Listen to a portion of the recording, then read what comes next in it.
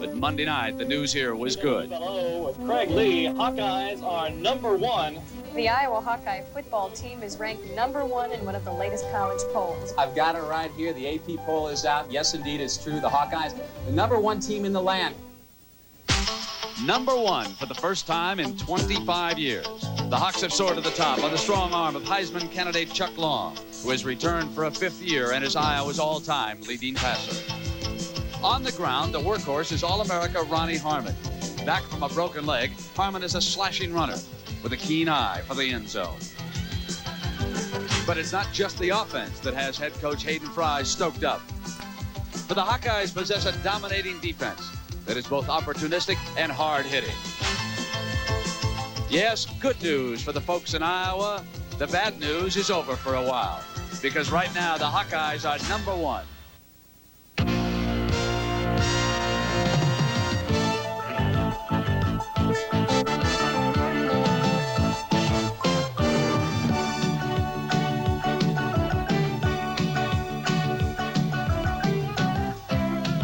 Iowa meets Michigan State, and head coach George Perlis' Spartans have played Iowa tough. A year ago, it came down to this play for a 2-point conversion. Iowa will go for broke. Boy, I like this. This is guts on the part of Hayden Fry. No doubt about it. Here's Chuck Long. Going to keep him. Going to go into the end zone for 2 points. No, he didn't make it. He did not make it. Michigan State won 17-16, knocking Iowa out of the Rose Bowl. Today they'll meet again, and revenge will be on the minds of the Hawkeyes. It's homecoming live from Iowa City.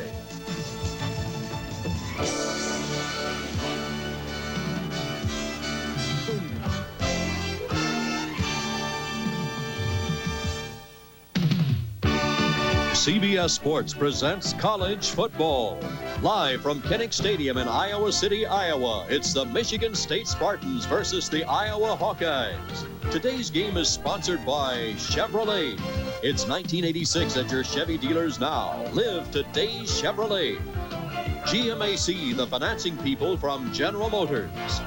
And by Budweiser. For all you do, this Bud's for you.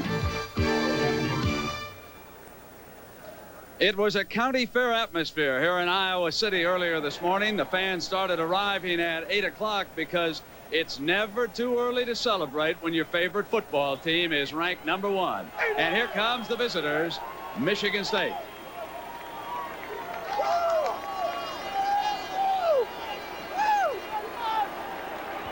Their head coach, George Perlis.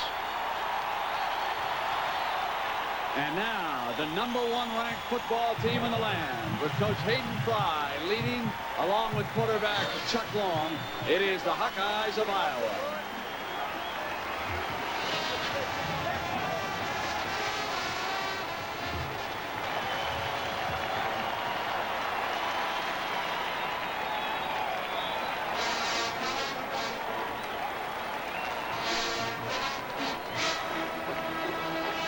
Good afternoon, everybody, and welcome. I'm Brent Musburger, along with Era Parseghian. The Hawkeyes #1. Era, you're no stranger to that. 15 times you brought Northwestern and Notre Dame into games. You were ranked #1. What problems does that pose for Hayden Fry? Well, I think it's a tremendous honor for Hayden Fry, the team, the coaches, and everybody connected with Iowa.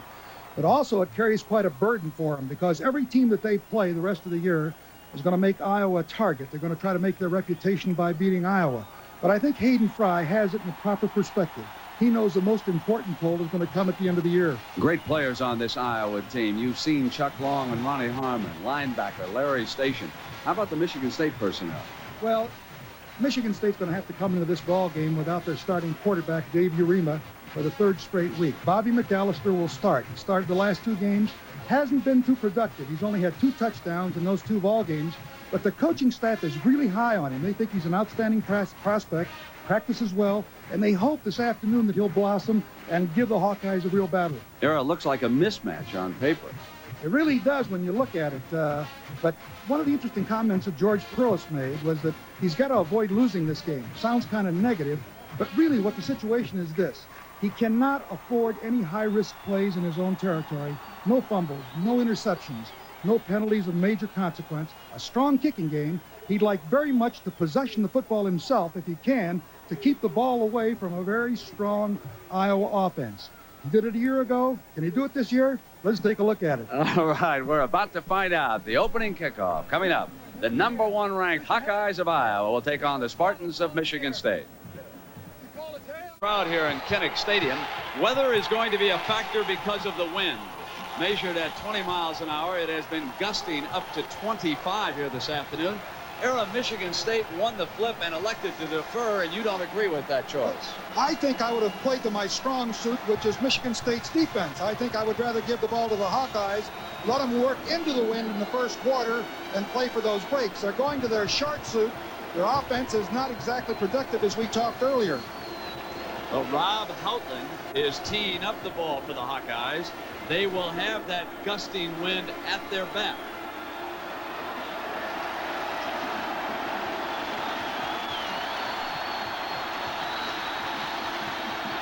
And we are underway. Johnson, 6 yards deep, is coming out behind a wedge. Smacked down near the 16-yard line. Now let's take a look at the Michigan State attack. Bobby McAllister, 6'3" freshman, is the quarterback, and his fullback, whose father once was the captain at Notre Dame, and one of the best tailbacks in the country, is Lorenzo White. Mark Ingram, they're going to try to throw to him today. Andre Rison is the other wideout, and Butch Roll out of Florida is the tight end. Here is first down for Michigan State. McAllister rolls to the right and completes a pass on first down to the tight end Roll. Beautiful bootleg play, a good choice by George Perlis of the Spartans, and a good psychological move from McAllister, because he has not had two great games in the games that he started against Notre Dame as well as Western Michigan last week. Are you surprised that they roll out right away, get a 19-yard gain, and put it up against the wind on first down? Looks like it was pretty well planned and scouted, doesn't it? White is set behind, takes the handoff, and the Hawkeyes were ready that time. Let's take a look at the Michigan State offensive line. He's 6'6", 269. Next to him, Rogers will go 6'3", 247. The center is 6'2", 238. Wojciechowski, perhaps their best lineman, 6'4", 246, and 6'4", 255. A big, experienced offensive line. Lorenzo White has carried his team, and he'll try again here. Short of the first down, met by George Davis, number 37, who drilled him and drove him out of bounds. An end zone shot here. You'll see Lorenzo White, tremendous runner. I think he's an outstanding halfback. Cuts to the outside here, does a good job of getting some yardage there. He's been a 100-yard getter now 5 straight weeks in a row. 3rd and 4.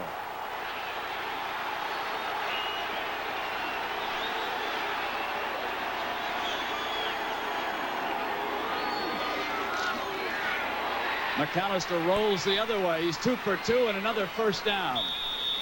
He hit Vino Belk on a double tight end formation, and Devon Mitchell made the stop for the Hawkeyes. Is that bootleg pass again that they ran on the first play? You'll see he comes the other way with it. They're in double wing, 2 tight ends. He fakes the pitch to Lorenzo. The linebackers go with him, and he hits Belk right across the middle. 2 beautiful passes by McAllister, and maybe he will blossom in this game as they had hoped. A lot of formation distortion here to stretch the defense, as you see. Inside Iowa's 45-yard line. White is smacked down at the line of scrimmage. Davis again, number 37. Boy, George Davis, number 37, really does it. Watch here. George Davis, the linebacker on the weak side, comes flying in right there, and he hits Lorenzo before he gets any kind of head of steam. 2nd and 10, and we'll see if McAllister elects to roll out again here. Craig Johnson has checked in. He's on a wing for Michigan State. He's coming around, and Iowa is ready. John Breeze, number 57, penetrated and brought him down for the loss. Now you wonder why Iowa is number 1 in the nation against the rush. They've only given 17.7 yards per game. There's a pretty good example of why. This era will be 3rd and 14. Be a tough call.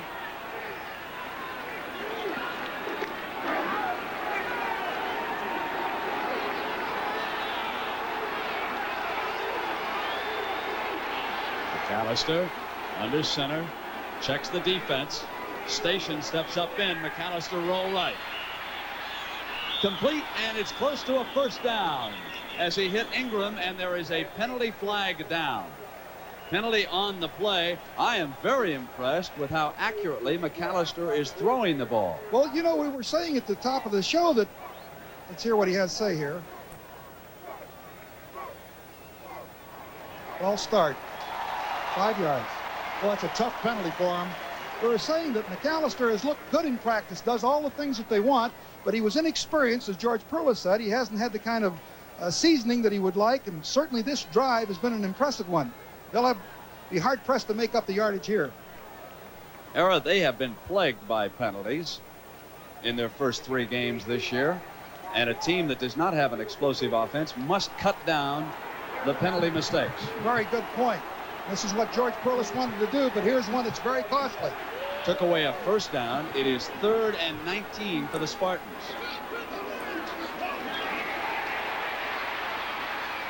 Ingram has it complete, but it is far short of the first down.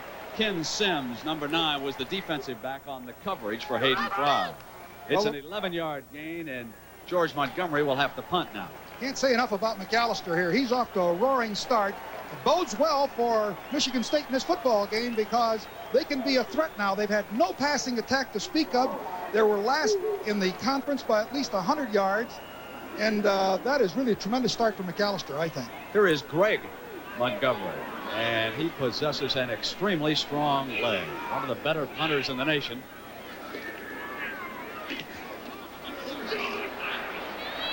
Billy Happel lets the ball bounce.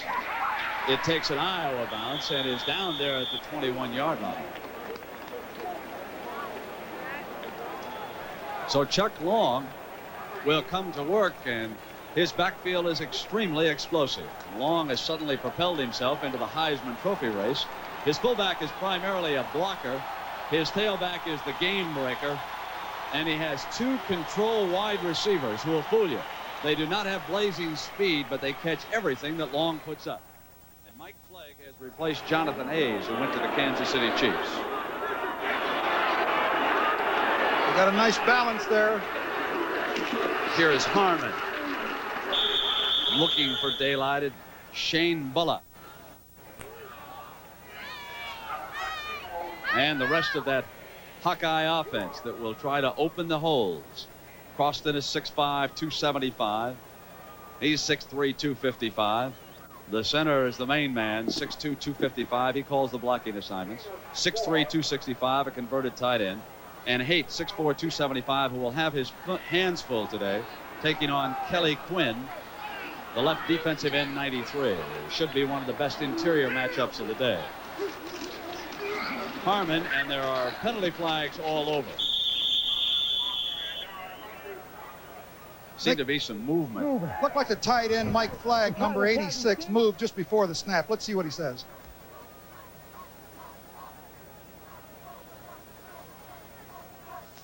Yeah. There you see the stand-up tight end, which Iowa does. You see him make the move there, and he wasn't set a full second. That was the call. Hayden Fry, of course, used the first stand-up tight end when he was coaching at North Texas State. Darrell Terrell was the wide receiver's name who was pressed in. And because he was so familiar with standing up as a wide receiver, they used it that day as a tight end in a game. And it was very good in reading defenses. So ever since then, Coach Fry has used a stand-up tight end.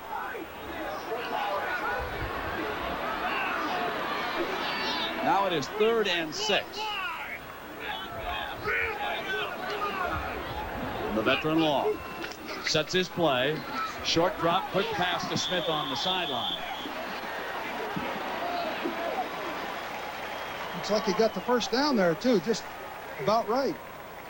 Here's an end zone shot. Take another look at it. Just a quick out by Long. He just drops straight back, reads the coverage, and delivers. And it looks like he oh, good job there by Smith. Excellent job. Now here is the contest inside. 93 is Kelly Quinn, one of the better rushmen in the country. And Haight, who had his hands full with him here last year, doing a good job. Notice how far apart he keeps his legs and his balance to keep that rush man from getting outside and around it. Here's 1st and 10.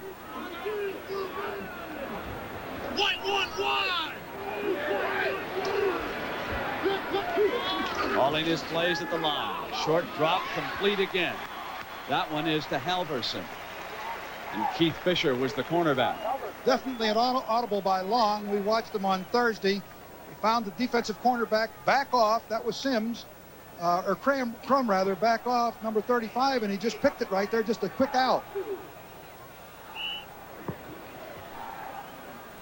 2nd and 2, and the play is sent in from the Iowa sideline. Wide receivers generally are the messengers. This time they take Ronnie Harmon out, go to one running back, and it's the fullback. He stays in to protect. Long goes deep for the home run. It's Smith. He's got it at the 15. Touchdown, Iowa.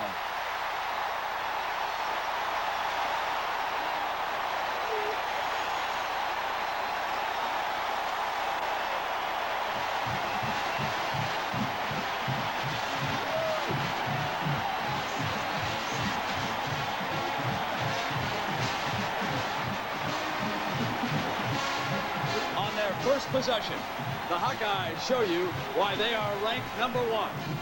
A beautiful job of sequencing on the part of the Hawkeyes. That time Smith faked the out and went right up the sideline. He beat Keith Fisher.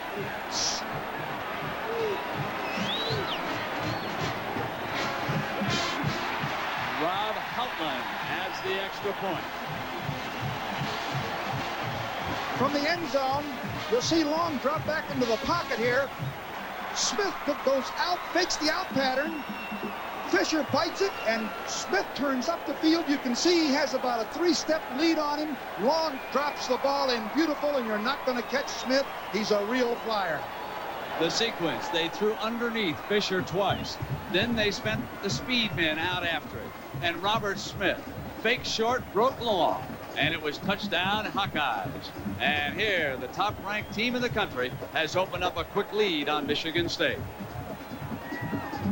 Set to tee it up. And Era, right off the bat, you were so correct about the wind. Chuck Long had it at his back, and he went for the home run and connected against the Spartans, who had the choice. They could have taken the wind here early. Well, he really took advantage of it, and he's got a lot of quarter left here, 10 minutes with the wind at his back.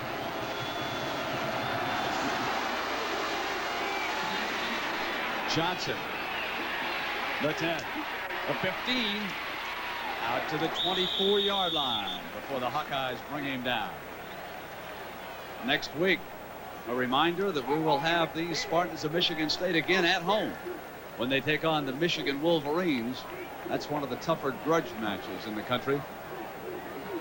George Perlis, of course, who is recruiting against Bo Schembechler in the state of Michigan, knows how important it is to beat the Wolverines when he goes head-to-head against them. And it took Long 5 plays to cover that distance. Now it is McAllister, who threw very well, but was hurt badly by a penalty on his first drive. Lorenzo White squeezes out a couple of yards before Hap Peterson. Along with Jeff Ross. Yeah, Jeff was in there too. He's a big guy. 6'5", 286. Let's meet that Iowa defense. Doug Burrell there at one end, and there's Jeff. He was forced to play the nose last year because Peterson was injured. Then Breeze, who was already penetrated once here this afternoon, and Joe Manu drops off pass coverage on many of the defenses used by the Hawkeyes. McAllister on the roll, eludes Peterson, throws complete to Rison. First down. And the young man who came in with bad passing statistics has been impressive throwing. He really has. I've been impressed. You'll see Peterson, number 50, almost gets to McAllister right there. But he keeps his poise, turns and throws back inside there too early. And he makes a nice catch and gets a first down on it. Nice job here thus far. So Andre Rison caught that pass thrown by McAllister and has a first down out at the 39-yard line. George Perlis with a slot left. And here comes White. and he gets out to the 45-yard line. Drost again dropping back. Larry Station, their honor student, is at one linebacker spot. George Davis, who was impressive here on that first sequence. Ken Sims back in the secondary along with Nate Creer out of Tilden High in Brooklyn. Jay Norville had a big week against Iowa State. And another young man out of Tilden High School in Brooklyn, Devon Mitchell. 2nd and 4. Motion. White breaks a tackle, spinning free. Hits the first down, cuts back. What a beautiful run. Is he something? I'll tell you, Lorenzo White is a great running back. 14 yards on that play, and he did it all on his own. Should have been stopped at the line of scrimmage. I'm really impressed. Watch him make people miss. Get right there, number 57 is right on top of him to make the play. That's John Breeze. He's just a tremendous runner. 1st and 10 for the Spartans. They're down to the Hawkeye 41-yard line. They trail early, 7-0. Morris in motion. White. And again, it is the talented running back out of the state of Florida who makes that play work for a few yards. That's from last night, and the Cardinals closing to within 1 of the Eastern Division Championship. And again, Kansas City now with a 3-game lead in the loss column on the Angels. And the Yankees with an amazing comeback staying alive, but they trailed Toronto this afternoon. 2nd and 6. McAllister on the roll, complete again.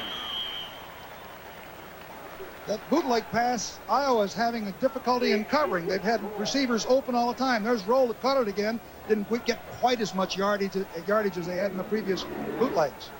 And again, Norvell, number 45.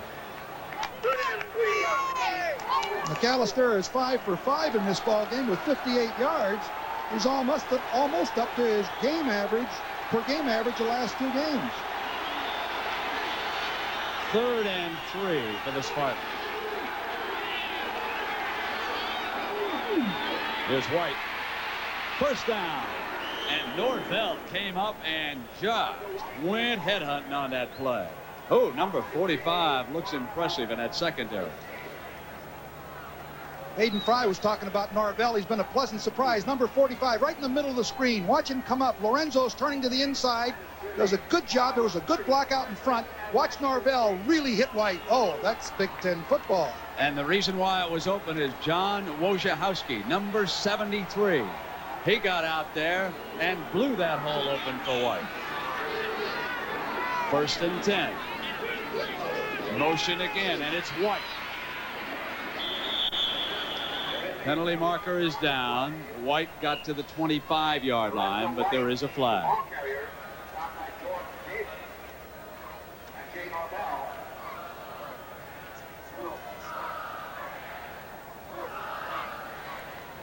Goes against the Spartans again. Illegal motion. They're going to take him back 5 yards.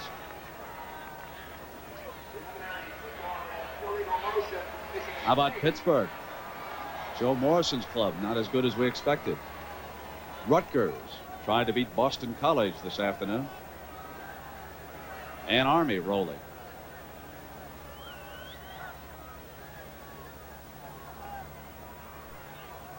So that's 2 penalties against Michigan State already in the first quarter here this afternoon, Coach.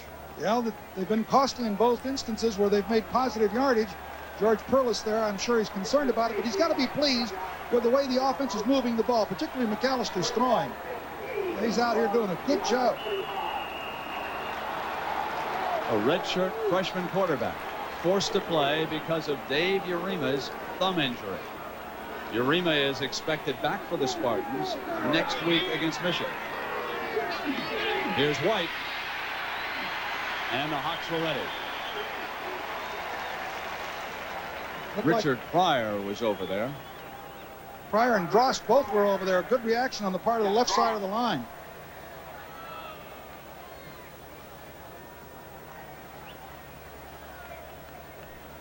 It'll be 2nd and 15. See those stats, 5 for 5 for 58 for McAllister. He's averaging 64 yards a game. Rison comes to the slot left.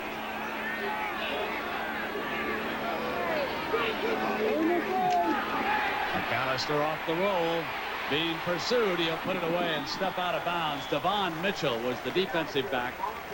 He sealed off when he realized that McAllister had committed himself to the run. Excellent pursuit by the Hawkeyes that time. McAllister was trying to get leverage at the corner, couldn't find an open receiver. But from up here, the vantage point, tremendous pursuit. Great defense by Iowa. The play coming in from the sideline as Perlis sends in 2 running backs. He takes White out. Morse and Johnson.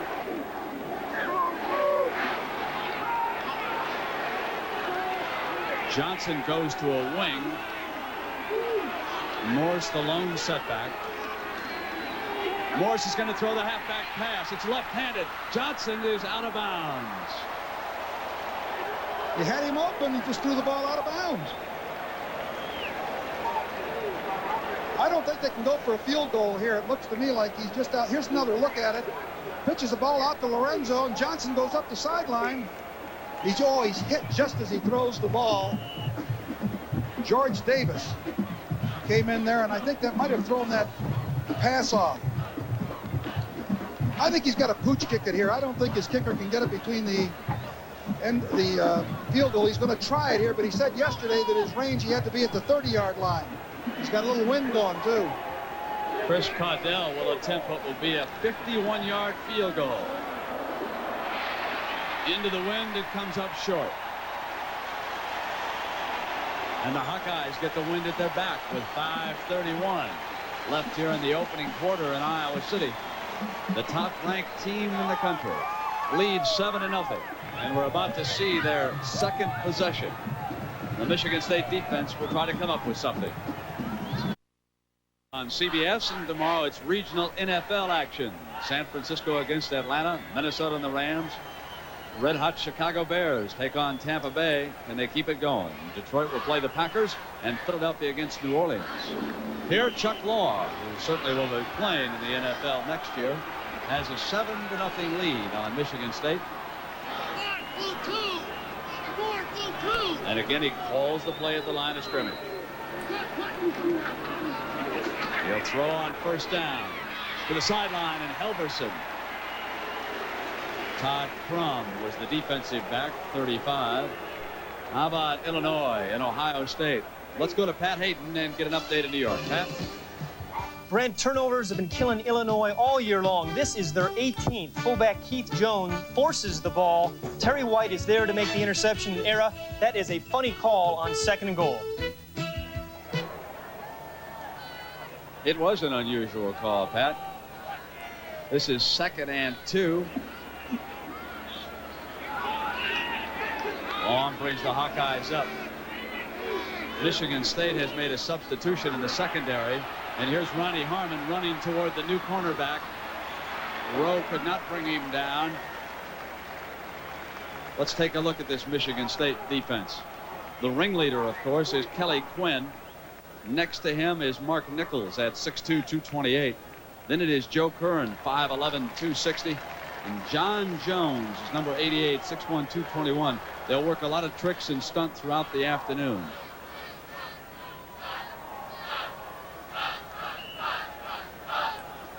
You see the advantage that Iowa has here.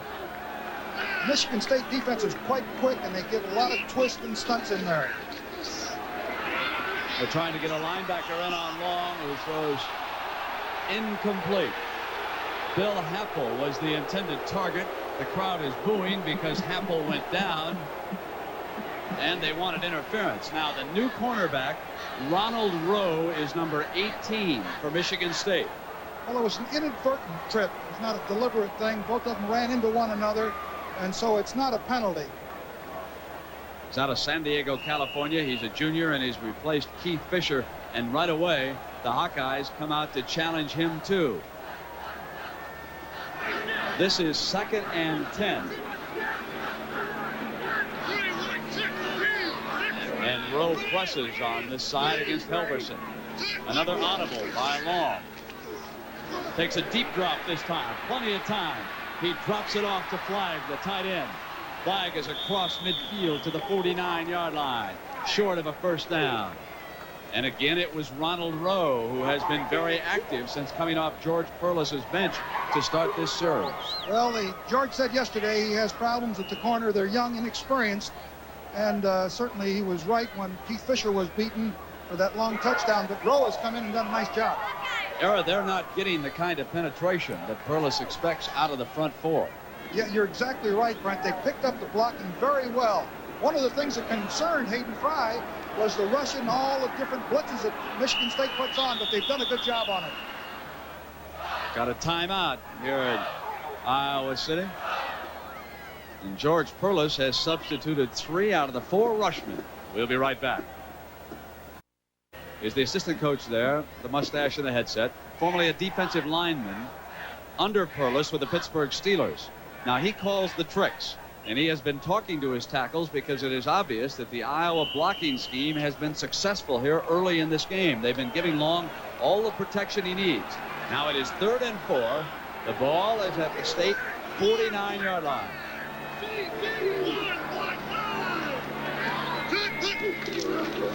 This is Ronnie Harmon. Didn't get it. They were ready for that play. They really were. They tried to audibilize on the play, but they did not. They were not successful with it.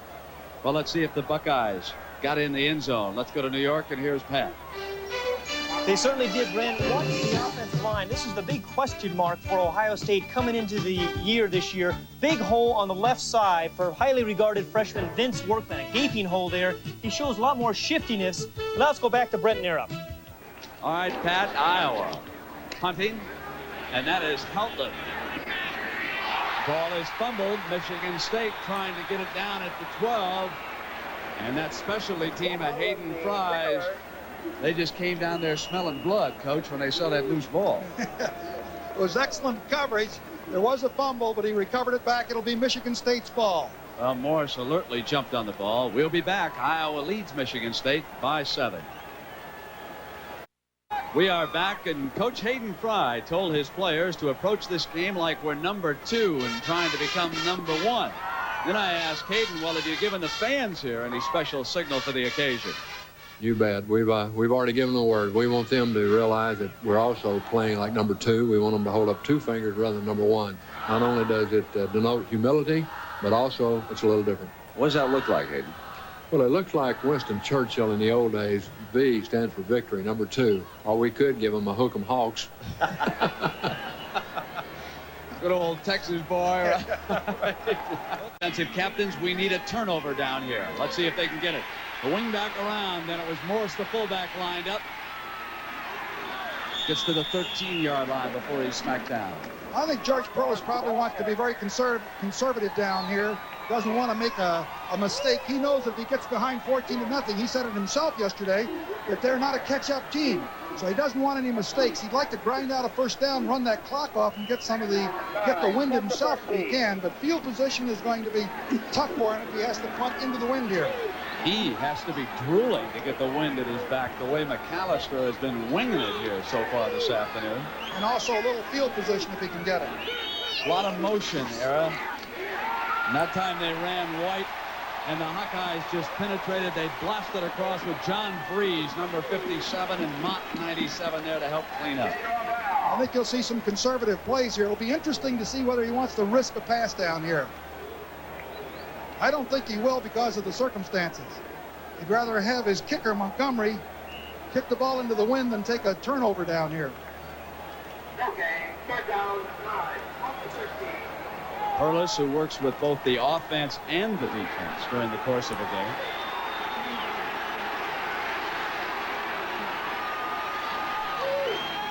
Slot formation to the right. Tight end in motion. McAllister on the roll will put it up. It's complete to the tight end who came out in motion. That's Butch Roll, number 89. Good job. They flooded the side. It was a very safe pass. I think that if McAllister would have thrown the ball away had he not had him wide open. Roll was open. McAllister is having a good day. 10 more yards passing for him, and already he is 6 of 6 against the wind for 68 yards. And again, I go back to the fact that Michigan State has been hit with 2 costly penalties here in the first 12 minutes of this quarter.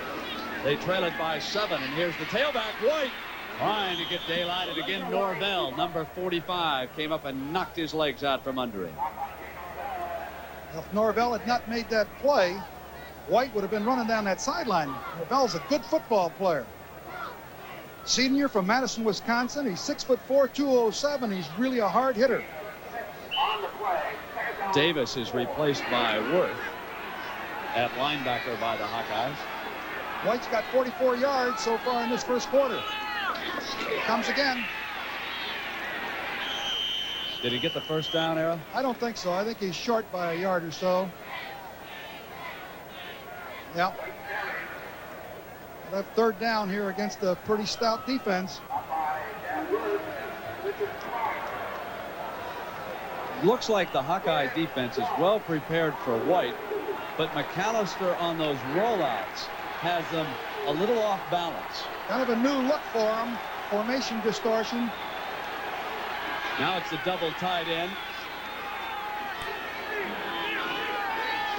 They run away from the motion. It's White, and the Hawkeyes were there. They did not yield a first down. That is a very big defensive play. Larry Station, 36, one of the first to step up in the hole and plug it. Officials are calling timeout. I don't know whether it's the referee's timeout or someone called timeout down here. Oh, Iowa called it. Wants to make sure they punt it into the wind, you see. 45 seconds left to go. That was a key play. If Michigan State gets the first down, they would be able to maintain possession, and they would get the wind in the next quarter and kick downwind. Now they're going to have to kick the ball into the wind. McAllister goes to the Spartan sideline. Meanwhile, being assisted off the field is number 76.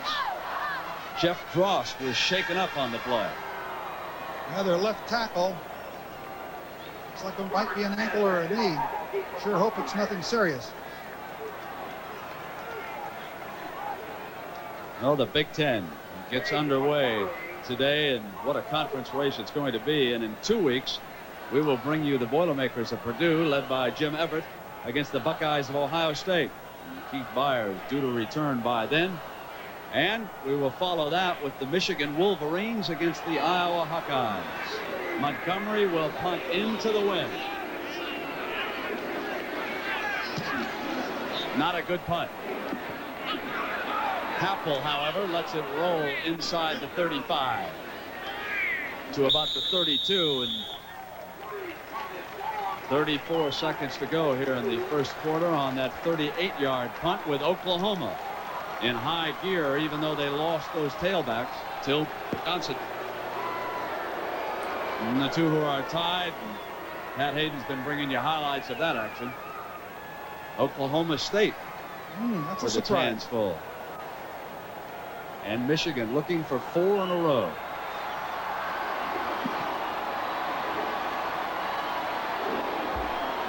Chuck Long trying to quiet the crowd just a bit. The wave was beginning, and of course he's been calling so many plays at the line of scrimmage. He wants those wide receivers to hear him. He moves Halverson further outside. He's going to come in his direction underneath Rowe. And Rowe brings him down out of bounds at the 40-yard line. Now, one of the things that we might look later on in this game is a defense by Michigan State that might bait them into that out pattern and then roll up with a corner man to go for the interception. It's a coverage that they have used in the past. Clock is running down. Closing seconds in the opening quarter here. And time has run out with Iowa leading by 7. And we're going to return after this commercial break and a word from your local station. Great to be a cheerleader when your football team is ranked number 1. I'm Brent Musburger along with Era Parseghian. We're in Iowa City, Iowa, and the Hawkeyes lead Michigan State 7-0. But Era, you have to be impressed with what the Spartans have done so far. They had an excellent quarter. They maintained possession of the ball for 11 minutes, and I know George Perlis, if you'd told him earlier that they were going to have it for 11 minutes. He'd been delighted, but they gave the big play, that 60-yard touchdown, and that really hurt him. That put him behind in the contest. Here is Ronnie Harmon. Got to the short side of the field and gets Iowa a first down. We just checked with the game officials, and the Hawkeyes were officially charged with 2 timeouts in the opening quarter. And I'm not so sure I would have used the second one with only 45 seconds to go, even though they wanted to win, Coach. Well, they wanted to win, but they also wanted to save as much time as they could on that 45-second clock so they would have the wind when they got the ball. They were only able to get 1 play off to utilize it. Now they're going to be into the wind, although their field position is not too bad. 1st and 10 at the 45.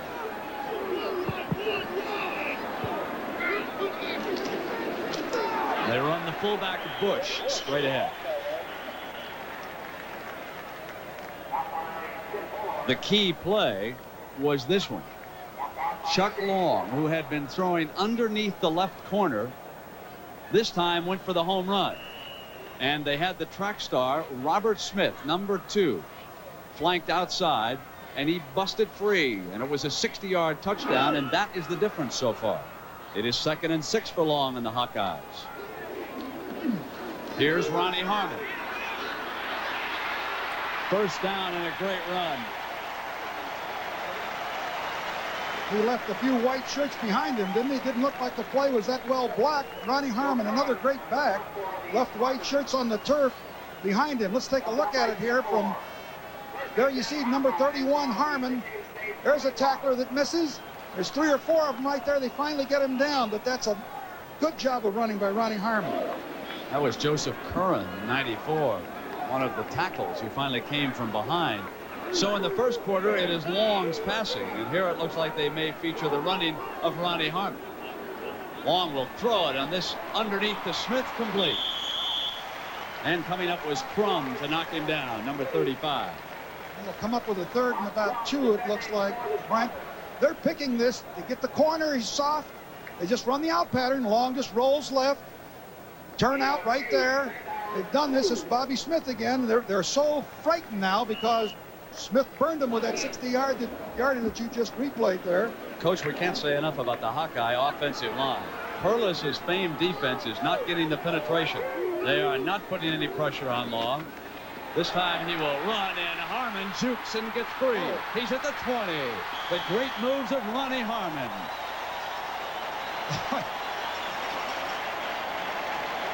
Ronnie Harmon, who broke his leg in 2 places late last season, is just now rounding into form. And today, Hayden said, I feel he'll run like the Harmon of old, showing you a move there as he just slips that leg past the would-be tackler. Those are things you can't coach. You're right. That's what you'd like to recruit. All the coaches in America would like to have a back like Ronnie Harmon. Ball is down to the 18-yard line of the Spartans. 1st and 10. Long will throw it.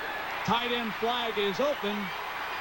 And he bullies his way to a touchdown. What a second effort. Phil Parker could not bring him down.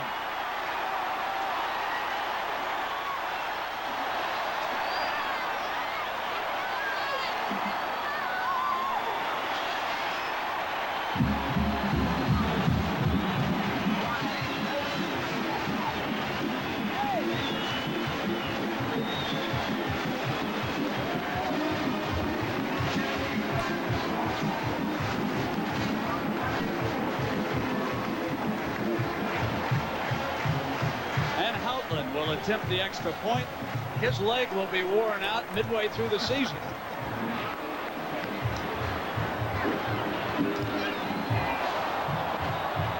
Missing on that one.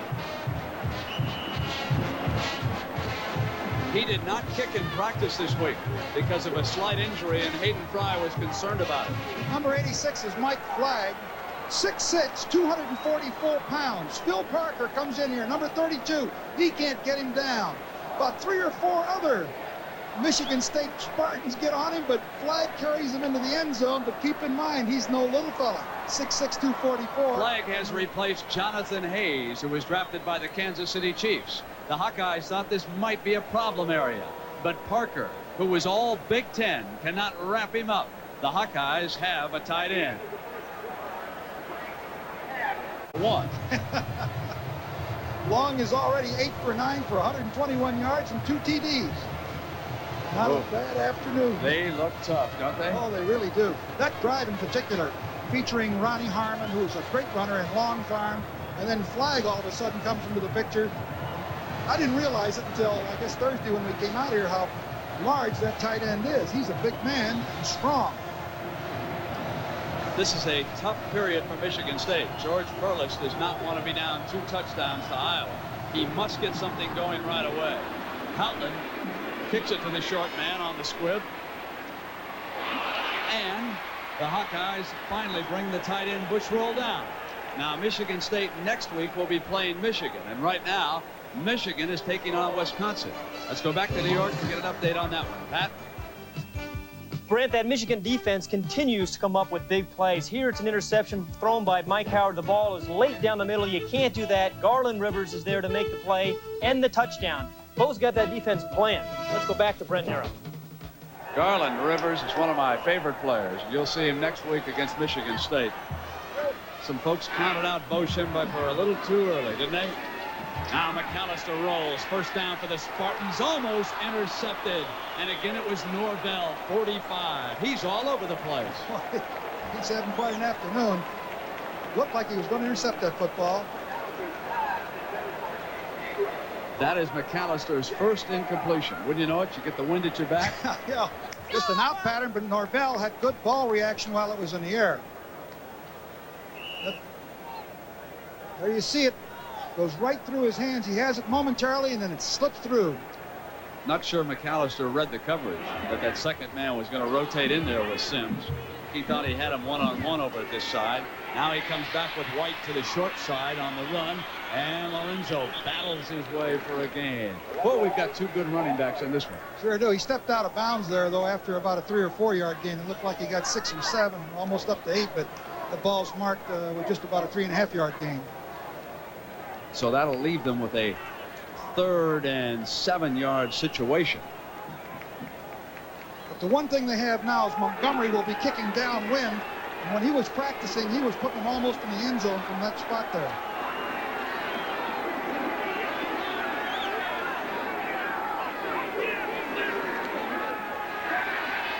Play fake. Goes for the home run. Ingram is open. He's got it inside the 10-yard line. Mark Ingram got behind the secondary. Ken Sims is the man that he beat.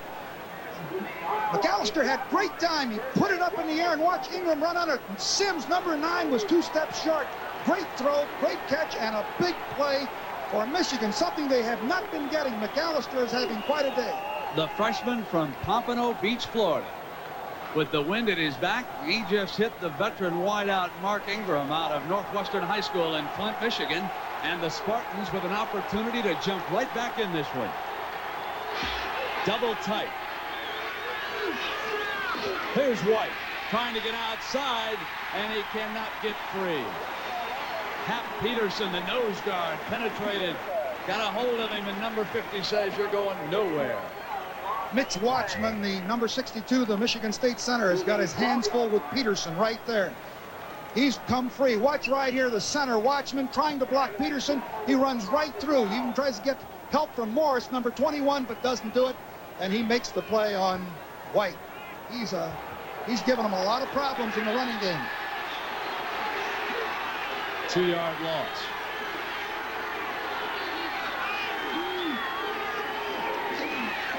McAllister rolls to the right, being chased by Peterson. Now he gets away, incomplete, into the stands, almost in the grasp. Number 99, Richard Pryor. McAllister had Butch Roll open, the tight end, as he broke out. He did not see him soon enough, and by the time he did see him, he was covered. So he had to throw the ball away. Good judgment on it, because no one was open. What do you think Perlis will do now with McAllister? He's got to call a little timeout and talk about it. Going to call timeout. I think it's important enough to bring him over to the sideline and talk about it. So while McAllister and the Michigan State offense huddles around Perlis, we'll take a break. We'll be right back. One-on-one. Almost boxed up. McAllister keeps it like he's running an option, and he'll get strung out at the 15-yard line. Well, he decided to go with an option play, something that they hadn't shown, but the coordination is not good. He fakes to the fullback, and McAllister and Morse, number 21, he's not in the proper position to option him. He was behind him, so he couldn't throw the ball off. The timing was off. It probably would have been a pretty good play had Morse come in front of McAllister so he could deal the ball off. Chris Caudell will attempt a 32-yard field goal. Kick is on its way, and it's good. Michigan State is on the board.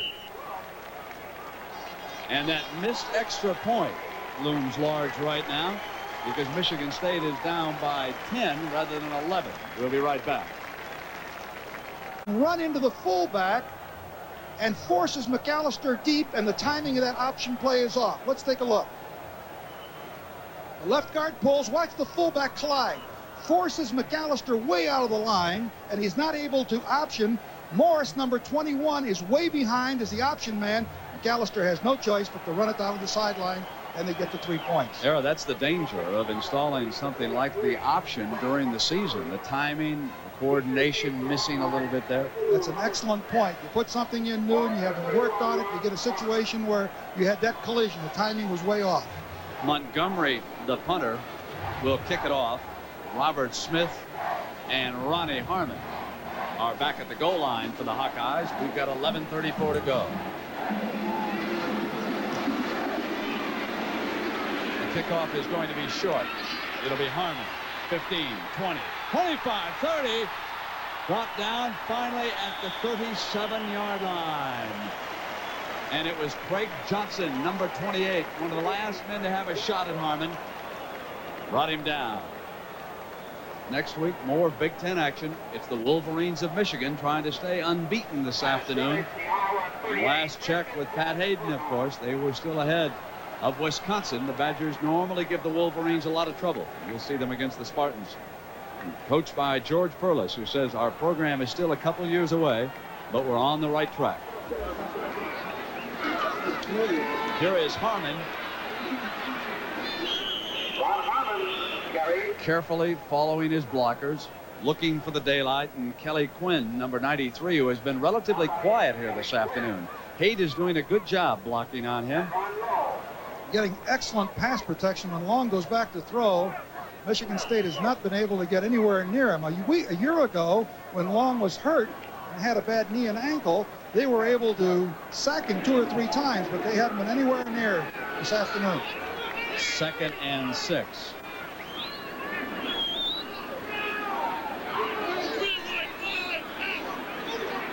Other audible. Long is back.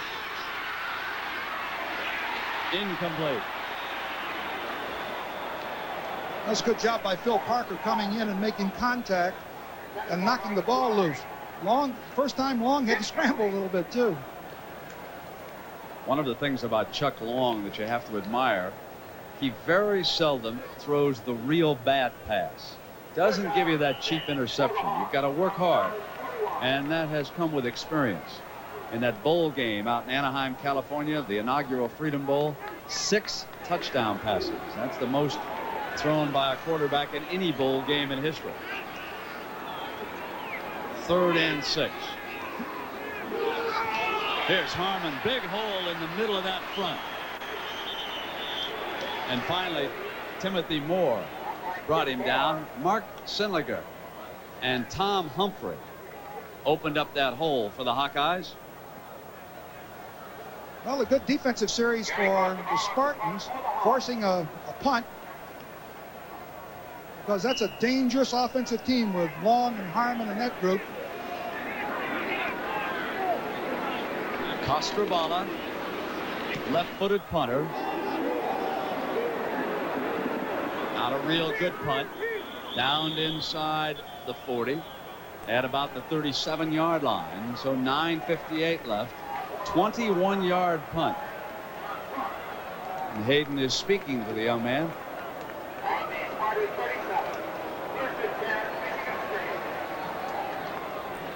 Hayden Fry's staff spent much of the summer studying how to attack Perlis's stunting, looping defense. And the way they're blocking it here today, you would have to say that they've been successful in those hours spent watching reels of film. They were really concerned about it, but from the evidence we've seen thus far, they've done a good job. 1st and 10. Let's see if McAllister can rally the Spartans again. Play fake. He's got time. Home run. Wants Rison, incomplete. He just overthrew him at the 10-yard line. Ken Sims was on the coverage. I guess they liked what they had seen in the previous drive when he hit Ingram. They're going to try it again. He had him open. Rison was past the defender, but he just overthrew him just a tad. Devon Mitchell, number 21 there, one of the outstanding free safeties. The walk-on here turned out to be a great football player. Gee, look what he's... 2nd and 10. McAllister will roll to the left. Steps up, hits his own lineman, and there's a penalty flag down. John Breeze brought him down.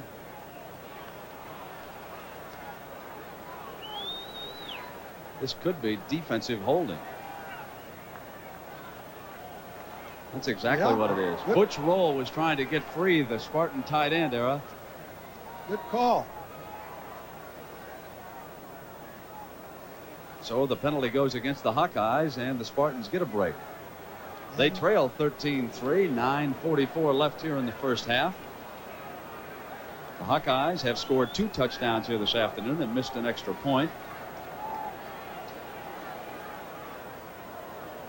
And at halftime, of course, Jim Nance and Pat Hayden will have all the information and highlights for you on the Prudential College Football Report. Big night for Eddie Robinson. Going for the victory. That would break Bear Bryant's record.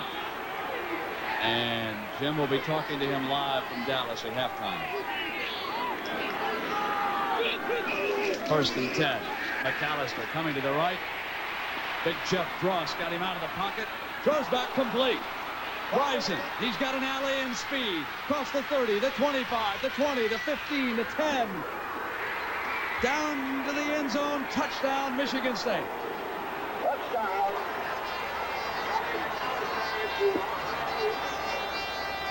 A 50-yard touchdown by Michigan State. Off a roll to the right, McAllister throws back to the left, and the Hawkeyes have to know now they are in for a ball game here this afternoon. A quarterback has been discovered in Kinnick Stadium. I said he may blossom today, and I guess he has. Certainly has in the first half here. He avoided the rush, scrambled, and threw the ball to the open receiver. Caddell to attempt the extra point.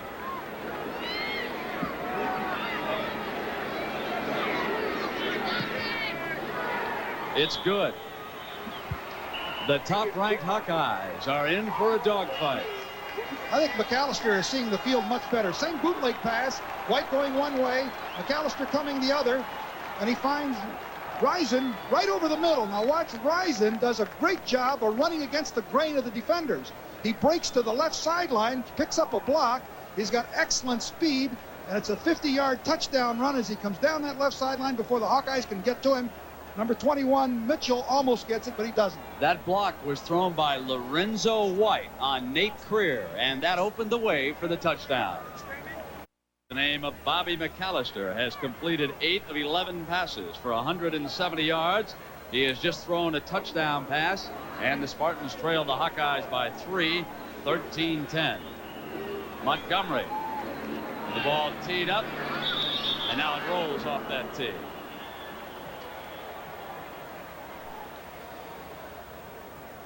Harmon and Smith are set deep here for the Hawkeyes. Last year, of course, with a Rose Bowl trip on the line, the Spartans came in here and upset Iowa 17-16. I think I'd try to keep that ball away from Harmon if I could. He almost popped it on that last kickoff. He's got the wind with him. He ought to be able to put the ball in the end zone. Sure, let's kick it to Smith. He's only scored a 60-yard touchdown here this afternoon. No, I said put the ball in the end zone. No return. That's the way you do that. Oh, he didn't do it. Oh, yes, he did.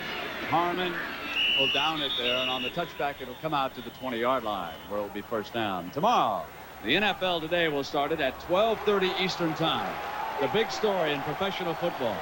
What has gone wrong with the Washington Redskins? Irv Cross has been in Washington. We'll talk live with the general manager, Bobby Beathard. And then that story developing in Dallas. Those charges of point shaving. Tex Schramm, the Cowboy general manager, has a word or two to say about that tomorrow. And we will hear him live at 12:30 Eastern Time on the NFL Today. The scoring drive that got George Perlis and the Spartans right back in it. Never in his wildest imagination did he ever dream that McAllister would light up this Hawkeye defense like he has here in the first half. This is a bonus for the Spartans. Harmon, and now the defense.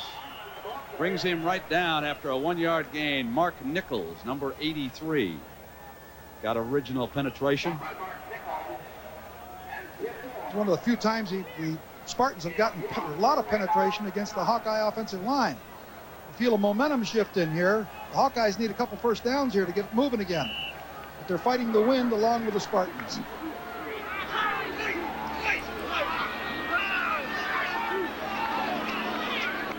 Second and 9.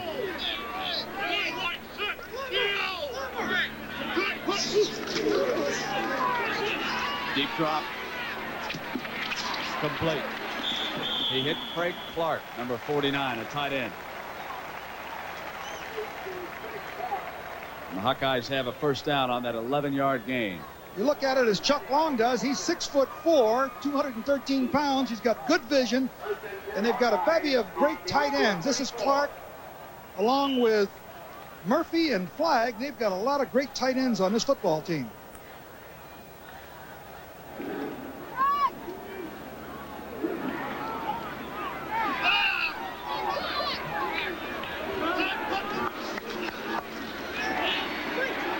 Under pressure, Long gets it off complete. This time he hit Flagg.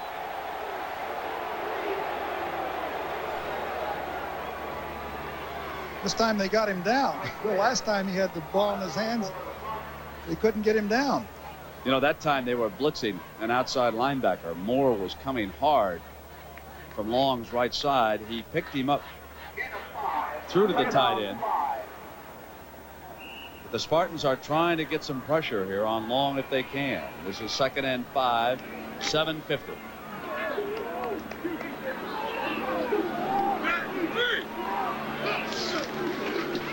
They run Harmon up the middle, and he gets another first down.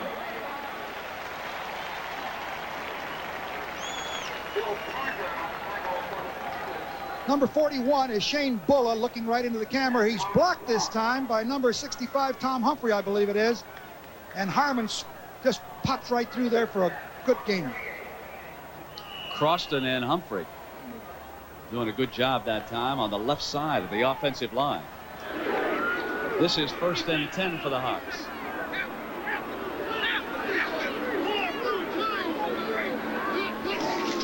Here's Harmon's 12th carry. Squeezed a couple of yards out, so he's gained 59, and Anthony Bell, the linebacker, got him out. There is Shane Bulla, and it was a big week for his father. He was named the new head coach of the Buffalo Bills, and we asked him what he thinks about his dad's promotion. I was really thrilled and surprised. I didn't expect it. I don't think my family expected it right this early in the season, but we're very excited. We wish Hank Bulla nothing but the best up there in Buffalo. It is not going to be easy, but if anyone can turn them around, certainly defensively, it'll be Hank Bulla. Here his son is trying to rally the Spartans defensively against Chuck Long. Ronnie Harmon on the screen. Got to the 45-yard line. He's still short of a first down by about 3 yards. Third down coming up, and again it was Anthony Bell over there. George Perlis was talking about Anthony Bell yesterday, and he said he's one of his better football players.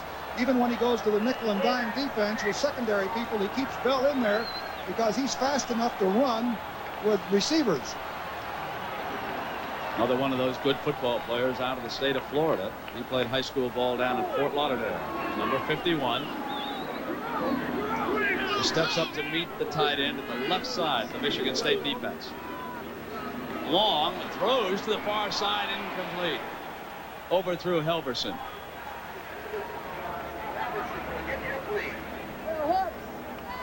Southwest Conference. A week ago we had Texas holding off Stanford.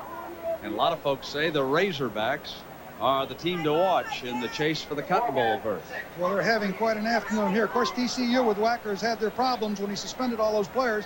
But Arkansas is a fine football team. Well, let's see what Coscabala does this time punting.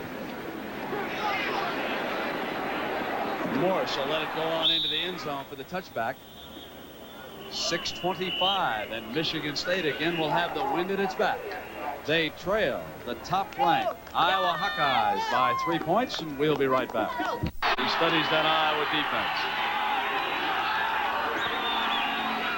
Now he's calling audibles. Here's White. Banging for a couple of yards. You can just feel McAllister's confidence growing here this afternoon. The way he comes to the line of scrimmage, the way he looks out at that defense, checks over to the sideline, reads his play. Then he came up and he called an audible. George had told us last night that one of the problems when you deal with a freshman quarterback is he's not completely familiar yet with his system and can't check off as well as a veteran like Dave Urema would. He had made a couple of calls in the ball games that did not allow him for the proper protection. And he got sacked a couple of times, and of course it looks like he's making the right calls now. He rolls to the right. Complete again. This one to Ingram. Ken Sims makes the tackle. He's really on target, isn't he? I mean, just an out pattern. He's just throwing the ball with great confidence. George Perlis has got to be pleased with that. And the Hawkeyes are in a ball game. He's now 9 for 12, 179 yards. As a matter of fact, coming into this ball game, Brent, some of that yardage that we saw on the screen was Dave Urema's. And now McAllister came into this ball game with total in 2 ball games of 99 yards, averaging about not just under 50 yards a game. Now, of course, you can even have him throw on first down. He's been so good, and here he is. Going long, but he has overthrown his receiver. Nate Creer had a shot to intercept. And it went out of bounds. Ingram was the receiver on the far sideline. Good coverage that time. I think that he probably, I don't know, he may have tried to overshoot that just to throw it away because there were no receivers open there. Coverage was excellent. That is a strong, strong arm he possesses. Got a great arm.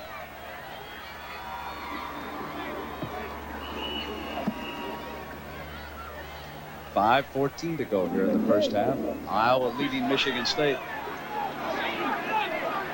This is the 90th anniversary of football in the Big Ten. Whoops. That time they busted the snap count. Tony Menderick, the left tackle, just a freshman from Oakville, Ontario. 6'6", 269. Wanted to get to him a little soon. Dead ball. False start on the offense. So with the Big Ten underway, the Illini and Ohio State tied. They're in the third quarter in Champaign.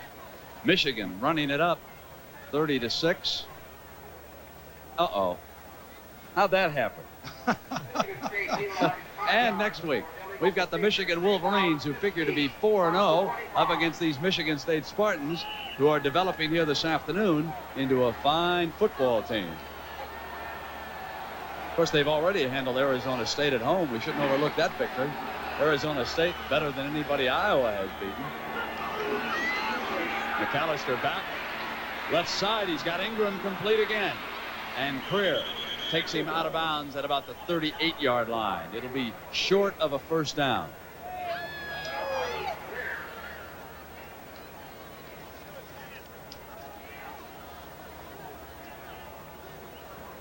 Now the Buckeyes have just scored their third touchdown. Again, they are without Keith Byers.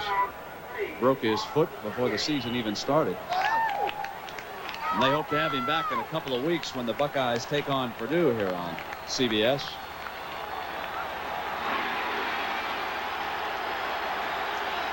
Third and 3.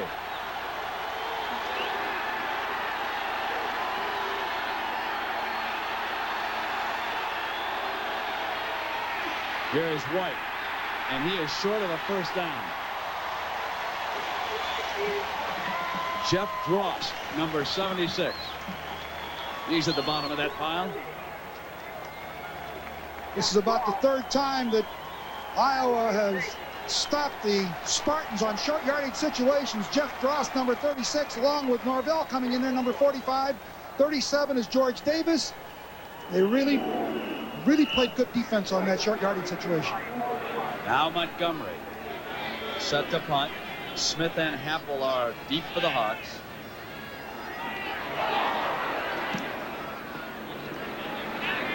Happel at the 18, at the 20-yard line. Brought down right there by Shane Bulla, number 41, as George Perlis told us, my regulars will be on those specialty teams.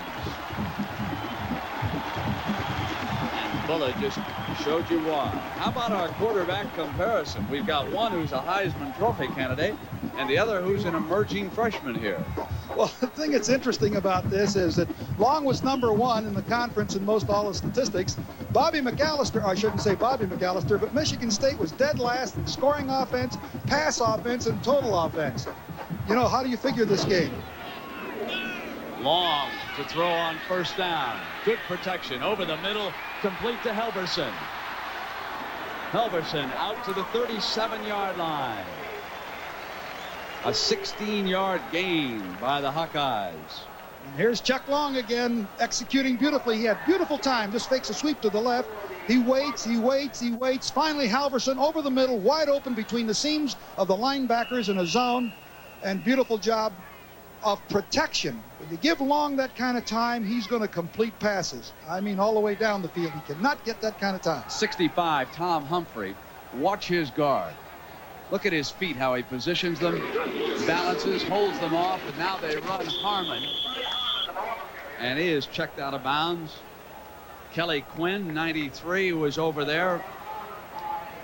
He ran a long ways to get at him that time, showing you his speed.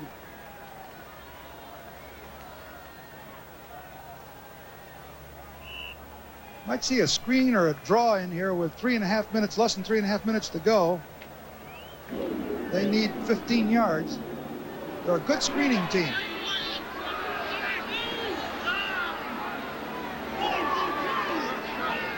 Audible.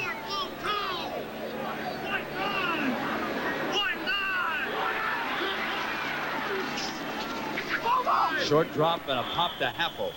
Caught it out of bounds at the 38-yard line, but this will still leave Iowa with about a 3rd and 9. Well, they read the coverages and he took the out pattern, but I don't think it was enough. They picked up 6 yards on the play, but they still have 3rd and 9 now. Here are the one man who has been open for Iowa here this afternoon whenever they want him is that tight end Flagg. He scored their touchdown when he held off about 3 would-be tacklers. They seem to be able to get him in the middle of this Michigan State defense to find a seam if they can. Long is straight back. And this time he will not get it off. He is sacked for the first time here this afternoon. John Jones got in and broke the tackle for the first time. The offensive protection did not hold up. Long went back, and one of the reasons was the secondary had covered Flagg. He was ready to go to him. He had to hold up, and that gave Jones just enough time to beat the block and get in on the tackle. Costrabala hits this one better than he's connected with any punt here this afternoon. Gets an Iowa roll. And it'll be out of bounds at the 19-yard line. 2:27 for McAllister. A 51-yard punt. And at halftime, of course, Jim Nantz and Pat Hayden, and they'll be talking with Eddie Robinson, the great coach out of Grambling. He goes for the record tonight down in Texas. Who's that against? Prairie View A&M? That's who it is. Boy, he's had a marvelous career down at Grambling. Terrific. And there's Dennison leading DePaul at the half, 14-7. Folks, to the best of my knowledge, that's the last of the big schools using the single wing. I'm sure that there are some Division III teams using it. But Dennison scored 63 points last week. Now they lead here again this afternoon. White on the draw. Daylight runs into his own man. Ricochets like a pinball in the other direction and gets out to the 45. Just a quick little draw to the inside, and when he finds Daylight, he made 26 yards on that play. He was blocked well at the hole, but when he gets into that secondary, he wiggles all over the place. How'd you like to catch him? Look at the hole in there, beautifully blocked. When he pops through there, he's got all kinds of moves. You see the Hawkeyes trying to chase him down. He just runs all over the field. They took advantage of that Hawkeye pursuit, started a little misdirection and opened it up, and White did the rest, and now it's 1st and 10. McAllister, short drop, quick pop to Ingram, who drops it. White has 18 carries and 75 yards. Last year, in the same field, White carried the ball 27 times and only made 54 yards against this football team. So he's way above that already. Watch now and see if the ball isn't tipped in this sequence.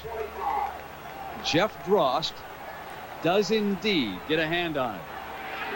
That's why they like those tackles about 6'4", 6'5", and get the hand. The blitz is coming.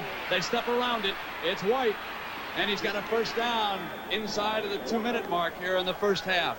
Caught the linebacker blitz perfect that time. Right side linebacker, I believe it was Station, started the blitz. He was blocked to the outside, and that's exactly where White hit. Watch right here. Number 36 Station comes right through. He's blocked to the outside. White pops right through that hole. Beautiful blocking, beautiful call. And again, White running the ball. Just an outstanding back. McAllister with the Spartans at the line of scrimmage. Ball is at the 43. Rolls to the right. And he's brought down that time. And again, it was big Jeff Ross, number 76. What a game he's having here this afternoon. Peterson's been a little quiet the last few series. He had a great first quarter, early part of the second quarter. Now Drost has stepped in and doing a great job.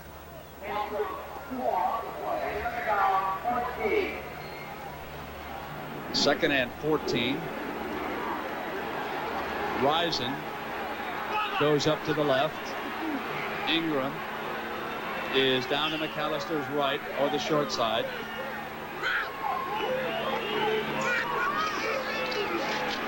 Short drop, complete to Rison.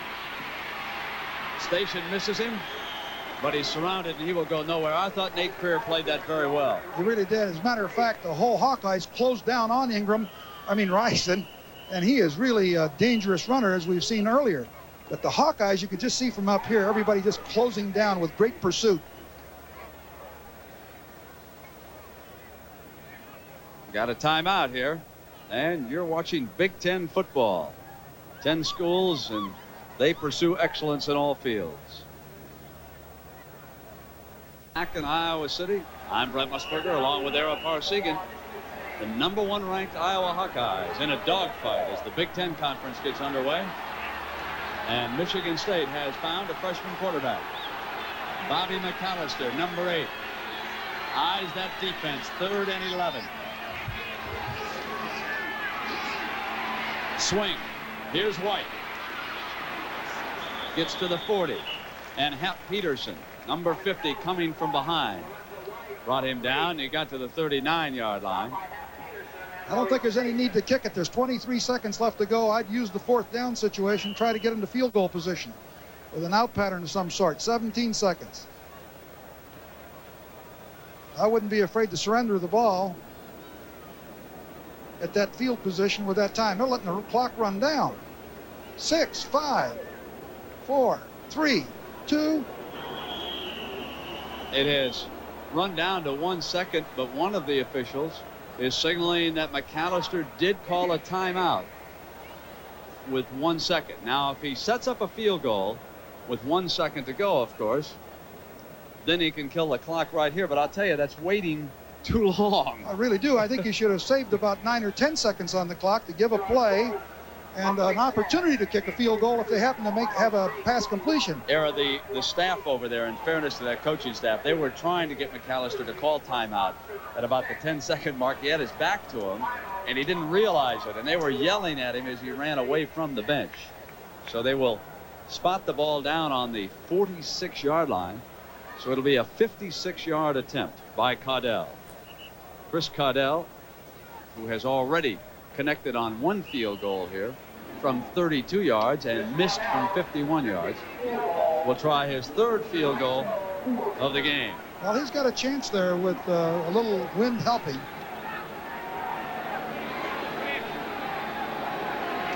Snap. The kick is up. And it's no good. The end of the first half, but better than you expected, right? The Spartans are hanging tough here in Iowa City. It's 13-10. We got one cooking between winning or losing. And when he's ahead of you, he usually doesn't ease up. But in no way is he relaxing about what George Perlis and the Spartans are accomplishing here this afternoon. Iowa will kick it off, and Michigan State will work against the wind. They deferred, and it means that the Spartans will have the wind at their back for the final 15 minutes. It could be a very key factor.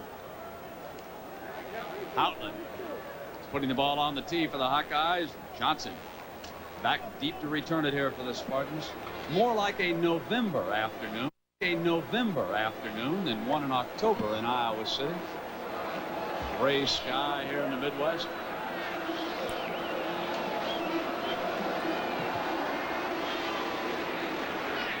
To the short man. Picked up by Altobelli.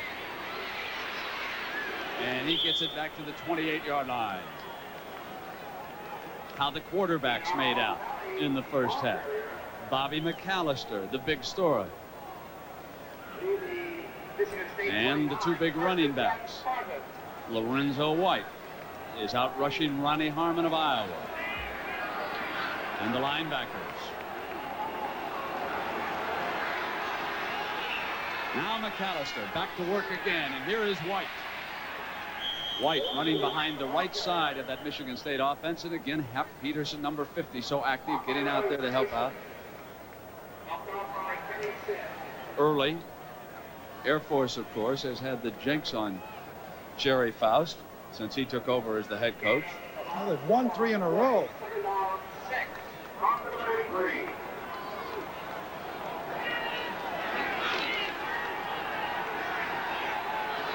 Second down and 6.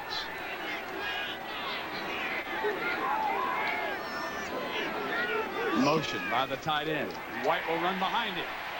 White trying to turn the corner. Gets past Sims, and he's finally ridden out of bounds at the 36-yard line. Larry Station, number 36, the linebacker, brought him down.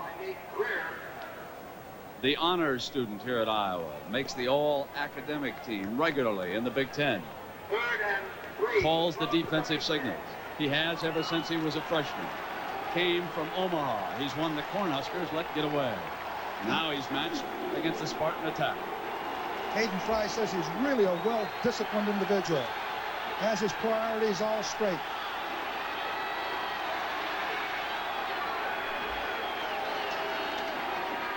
It is White coming back for the first down.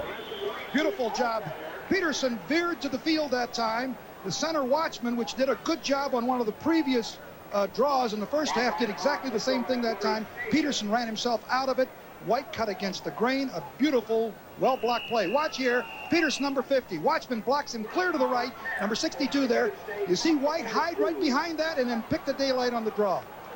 That's 101 yards rushing for White. That's his 6th straight 100-yard game. And, of course, that is a Michigan State record. That breaks Eric Allen's former mark. And here he comes again, adding more yards to that total, getting close to the 45-yard line. And again, it was Station who had to come over and get him out of bounds. Coming into the ball game, Michigan State was averaging 158 yards rushing, and Lorenzo was getting 140 some of that himself. 146 as a matter of fact.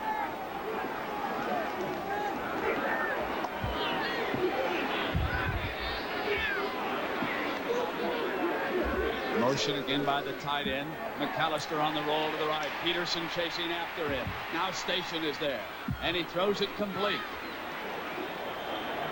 Butch Roll, the tight end, gets across midfield to the 49-yard line. Norvell bringing him down, and there is a penalty flag down. May have been a face mask.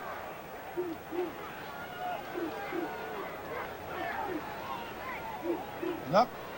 Good call. Good call, Brent. The coverage was much better that time by the Hawkeyes. They had the receivers pretty well covered and forced McAllister all the way to the sideline, but he still hit it. So the Spartans mounting a drive here early in the second half. Face mask on the defense. Penalize him in the run. First down. You know, Brent, this is a game where, you know, you think this is not going against what you anticipated, but it isn't that the Hawkeyes are playing poorly. It's that Michigan State is playing an outstanding football game. They've got a dimension to their offense now that they didn't have before. Using the tight end in motion. Blocking straight up. Running White. Gets to the corner before he's banged out of bounds by Norvell. So we want to congratulate the Toronto Blue Jays, who have won the American League's Eastern Division 5-1 over the New York Yankees. But I imagine there were more than just a few nervous stomachs in the city of Toronto after what occurred last night, with the Jays allowing the Yankees to come from behind with 2 out in the 9th inning. But now it's over, and the Jays will go on to play either Kansas City or California for the American League Championship. Again, the tight end in motion, and they run White behind the motion man. Steps out of bounds. That's going to leave them about 3rd and 4. Devon Mitchell, 21, sealed it up that time. Trying to get to the corner, to the perimeter of the defense. That time Iowa supported well, although the linemen were blocked. Got a good game plan. Michigan State has come in here with an excellent game plan. Yeah, we'll see if they run White on one of those counter moves. Draw play here. They've also used McAllister on a roll very effectively.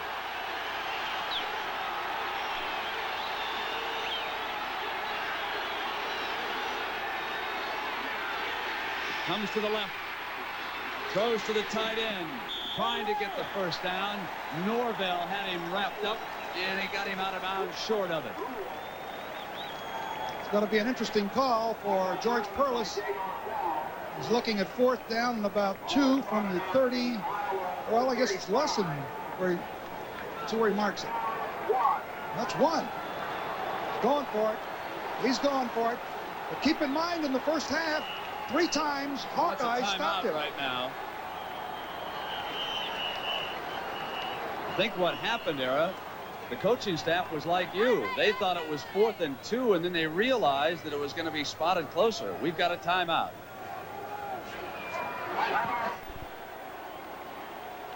Fourth and 1.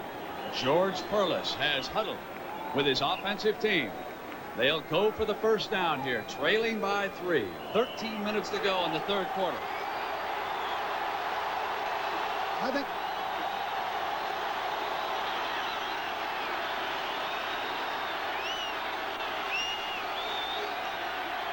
play fake, roll right. First down. Slammed down hard inside the 25-yard line. Station got an arm, and McAllister gets up a little slowly that time. Great call by Michigan State. Fake the ball to the inside. McAllister gets outside the containment. He's got a receiver open, but he is so wide open himself, he decides to run with the ball Everybody took the fake to the inside, and he's clean down the sideline. They're putting a lot of pressure on that Iowa defense. Great call. Era again in that sequence. The tight end, Butch Roll, was wide open. If they want to come back with that look, they've got him as a receiver. This is 1st and 10 on the 23. Here comes White. Slashes inside. He's loose. Michigan State leads. A 23-yard touchdown run by Lorenzo White.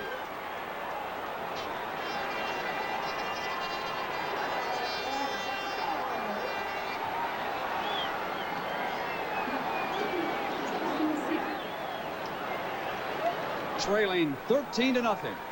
Michigan State has come roaring back here to score 2 touchdowns and kick a field goal. They lead for the first time in this game, and there's the young man who got them in the end zone.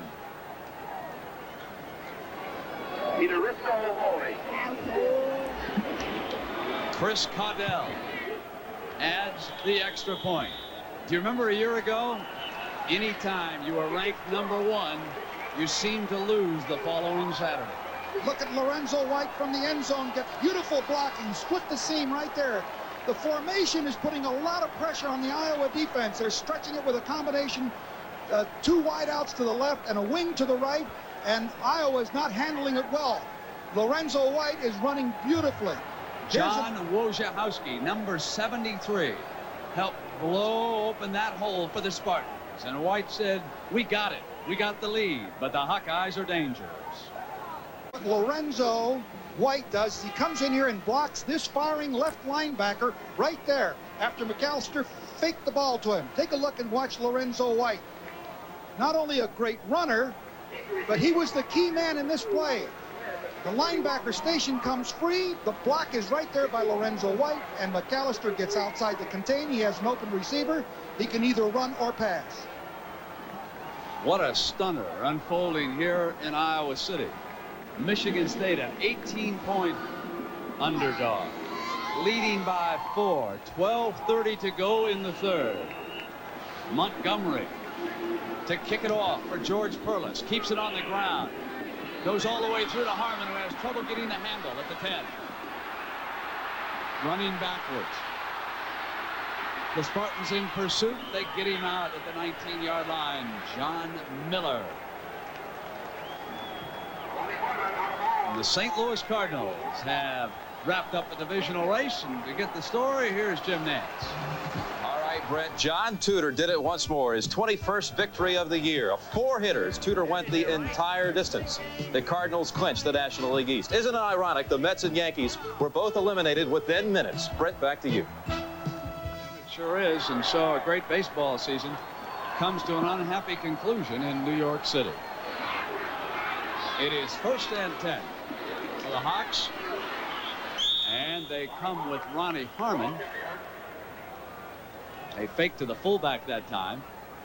Counter with Harmon, and the Spartans were ready. Yielding a couple of yards. This will be 2nd and 8, and the play is being shuttled in from the sideline by Robert Smith, who now comes back a step or two. They won't have much time to get this play off. Long gets quickly into the huddle. Oh, the Buckeyes in Illinois. Last year they played a great game in that one, too. Illinois tying it up again there in the 4th quarter.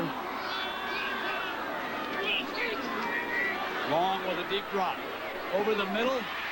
Complete for the first down to Mike Flagg.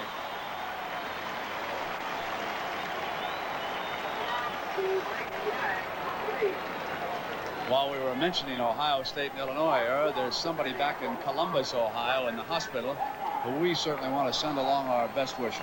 Certainly do. I know he's been hospitalized there for a while, and I worked for him clear back in 1950. He gave me my start in coaching when he hired me as a freshman coach at Miami. Woody's suffering a heart attack, and Woody, we wish you nothing but the best. We hear you're coming along fine. Expect to see you in a couple of weeks.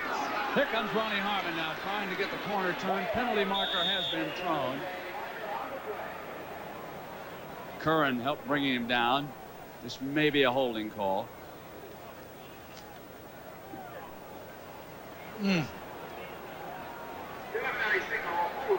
The Hawkeyes looked dominant in the first quarter, but since then, George Perlis and the Spartans have taken it away from them. Well, he was telling us, he says, you don't have to worry about my team hitting. And certainly they've done that, and they've brought the defense that was so successful for him at Pittsburgh with a lot of stunts on the inside, as you mentioned earlier. And the running game has been, they've forced an inconsistency on the part of the Hawkeye running game. Long is without question their strong suit.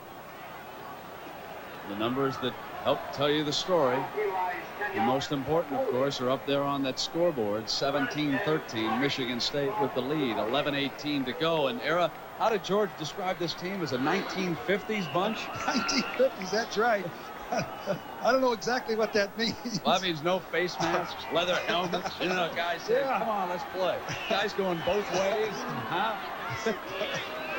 Here's first down. Long now, moving his pocket to the right. Plenty of time. Back over the middle to Happel. They'll have about 3.5 yards to go for the first down. Don't you like those guys like Happel, number 40? They come into the conference and people say he's too slow, he's too small, they can't do anything. Watch him make a cut. All he does is get open and watch these hands. And look exactly where Long puts it, too. I tell you, he's dangerous. That's the strong suit of the Hawkeyes. I think they're going to beat this Michigan State team. They're going to have to do it throwing the ball with Long. Well, they're number one. Let's prove it right here this afternoon. 10:26 to go in the third. Here comes the big back Harmon. The Spartans stringing him out to the sideline. He still squeezes out a first down. The mark of a great one. Bill Parker, 32, up to bam him.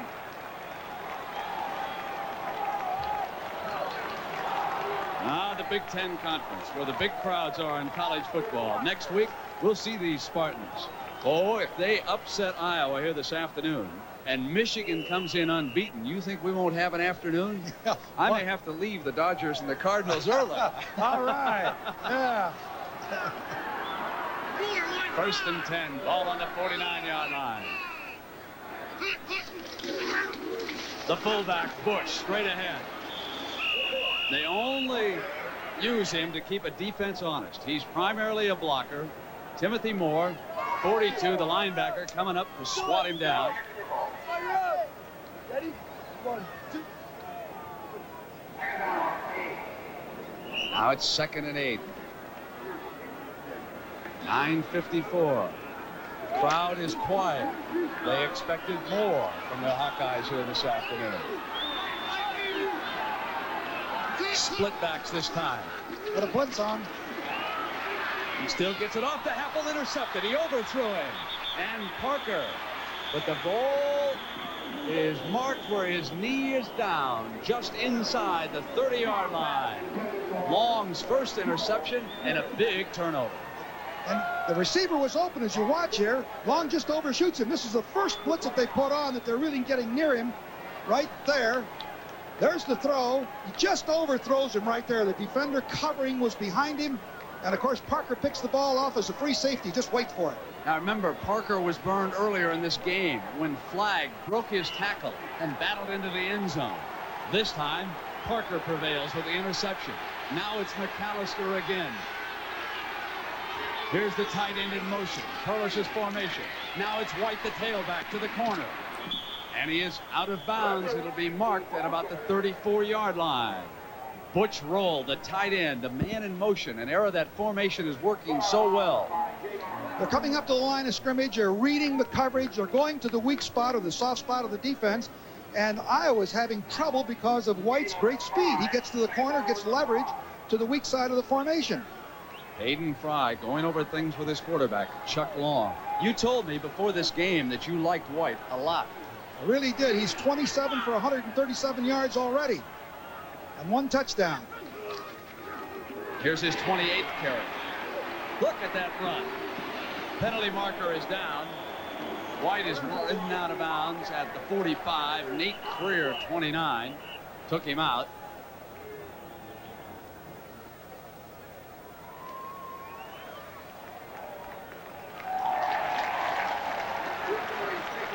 May have been the split end who was downfield.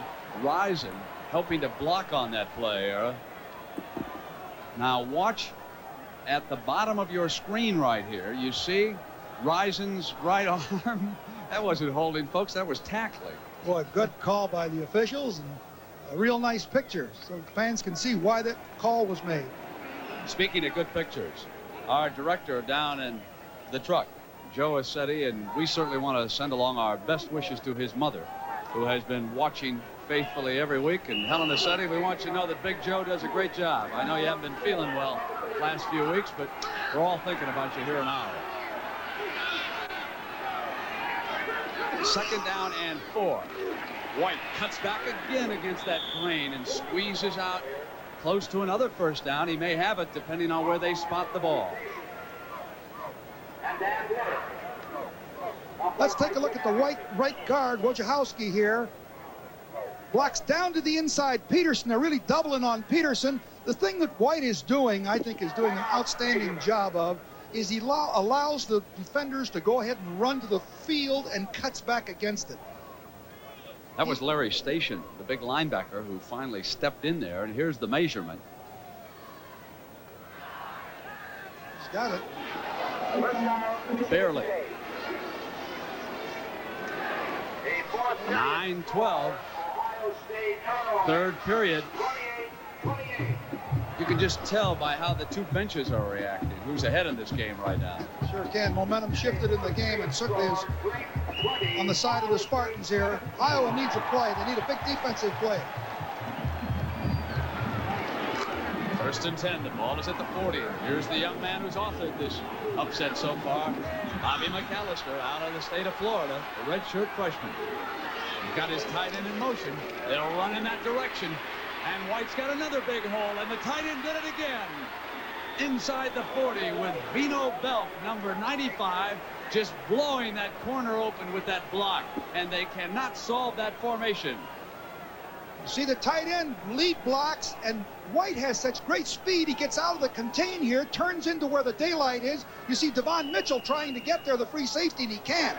And Sims finally brings him down, number 9, to save it from going for a score. 174 yards Lorenzo White has rushed for here this afternoon. Looking for daylight. Comes back into the heart of the defense. May have still gained a couple of yards. Jeff Drouse still there. I had seen some highlight film on him earlier, and I really liked White the way he ran. He's got great peripheral vision. He's able to read the defenders and always cuts to some kind of a daylight. And certainly we've seen him do it here this afternoon. He's a great running back.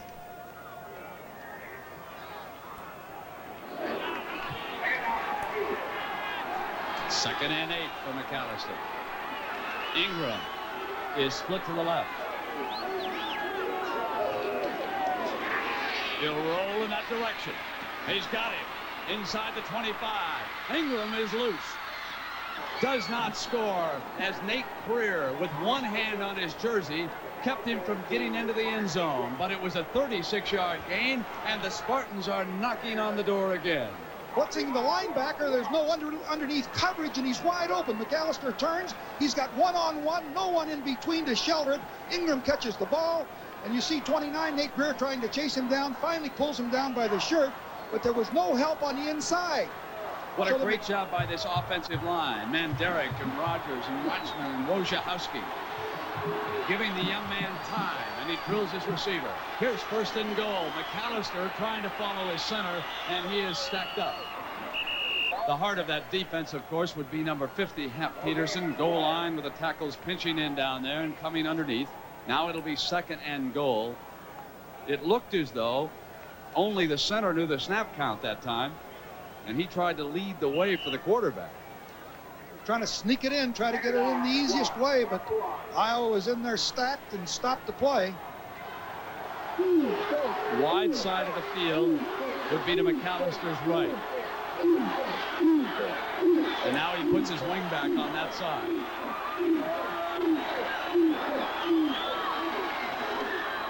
Here is White coming to the short side, touchdown. And George Perlis and the Spartans are authoring an upset.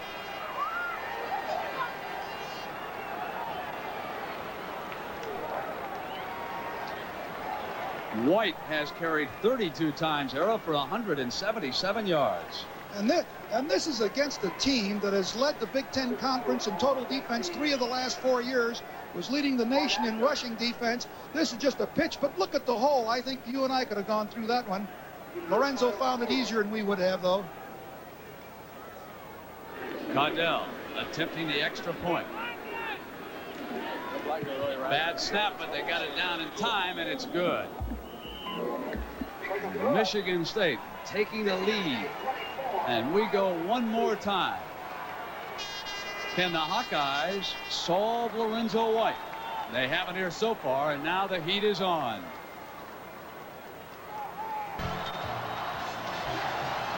We are back live, Kinnick Stadium in Iowa City, Iowa, and Michigan State with a chance of upsetting the #1 ranked team in the nation.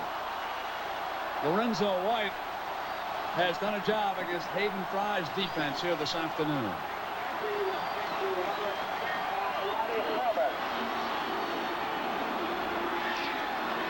Montgomery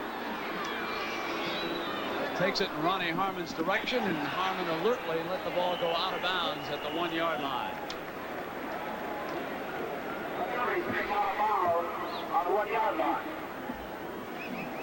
A year ago, I mentioned that Ohio State, Illinois turned in a tremendous performance, and I think it featured one of the best plays of the year in college football, and that was the great comeback by the Buckeyes in that game. Illinois, of course, opening up, big lead. And then do you remember this moment? Here he came. Keith fires, number 41. Watch him lose a shoe. Won't slow him down. He doesn't miss a beat. And he zips into the end zone. And the Buckeyes came back. That was the final score. This afternoon in Champaign, upset. What a happy night in the Mike White household tonight as his son kicks a field goal to give the Illini that victory over the Buckeyes of Ohio State. So the Big Ten gets underway, and we could have a couple of upsets. Flagg picking up that short kickoff, and he is swarmed on by the Spartans. I mean, they came battering after him. We've got 6 minutes and 53 seconds to go here in the third quarter. And the Spartans of Michigan State lead Iowa 24-13. I'm Brent Musburger along with Parseghian. And it has been 2 men who have done the job here this afternoon for Michigan State. Their quarterback, number 8, Bobby McAllister. And their great running back, number 34, Lorenzo White. McAllister has thrown for 245 yards. And now the pressure is squarely on Chuck Long and the Hawkeyes. If they're number 1, they'll prove it now. Plenty of time. He's got all day. Waiting. Now the defense comes free.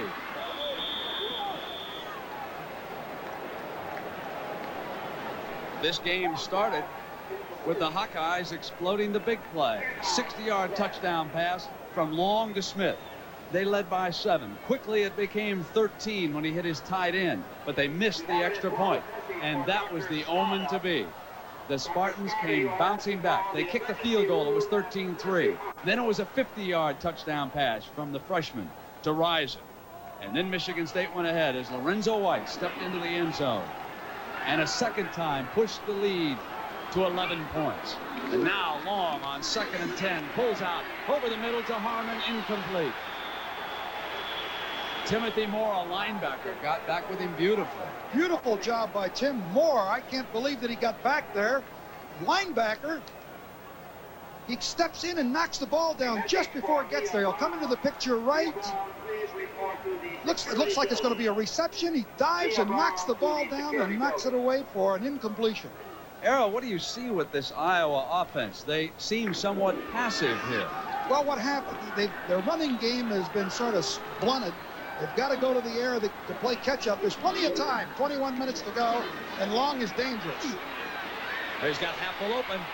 First down at the 39-yard line. Todd Crum, as you said, dangerous. You bet.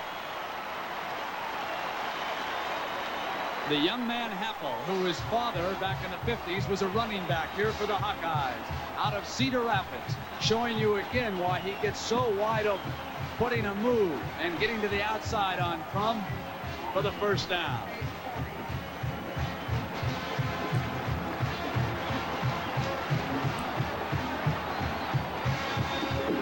First and 10. Long to put it up again. They'll set the screen, and here's Harmon. Daylight comes to the outside at the 20, the 15, inside the 10, and finally Parker gets him out of bounds near the 5-yard line, and the Hawkeyes now are storming back. A 37-yard gain. Perfect time for the screen. Michigan trying to rush the passer. Long looks away. Tries to look downfield, then dumps the ball off to Harmon here on the screen. He gets beautiful blocking downfield, turns to the sideline. A great call by Iowa.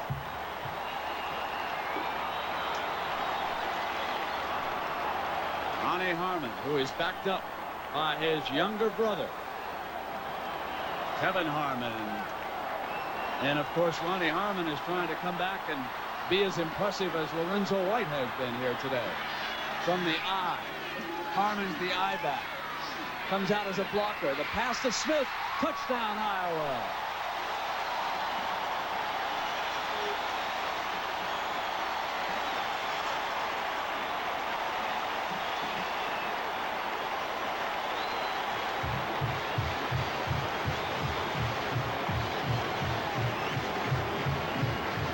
Decision time for the Hawkeyes. Do they go for two? They have already missed one extra point. And their specialist has a tender leg. Hayden Fry must make a decision against George Perlis and Michigan State. Perlis is watching to see. There's no question that he's going to go for two in this sequence. They've already used one timeout. There, he finally got it. Finally got the timeout. He could not communicate, apparently, with his team on the field. He wanted to get the right defense in. He finally got the call because he's got to get the 2 points. Just a quick out by Smith here. Watch him in the flanker position. Beats a defender to the corner. Long has plenty of time, and he puts it away from the defenders and right in Smith's hands. Bengal, they can strike quick. 2 plays, and they're in there. Now watch Harmon and Bush. They get ahead to protect Long as he rolls in that direction. And that is Smith's second touchdown reception of the day. And he simply outran both Miller and Crum to get open going to the corner of the end zone. Now, that is the second timeout that Perlis has used here in the second half. They are down to 1, but they had to get the regular defensive unit back on the field because Hayden Fry was showing 2 points. And that could be very costly. There's still 6 minutes and 16 seconds left to go in the third period. And it looks like it's going to shape up as a tight ball game. It has been a dandy so far. And those timeouts are so important. We used to try to conserve all of our timeouts because those clock stopping opportunities can influence the outcome of a game. Now Michigan State is reduced to just 1.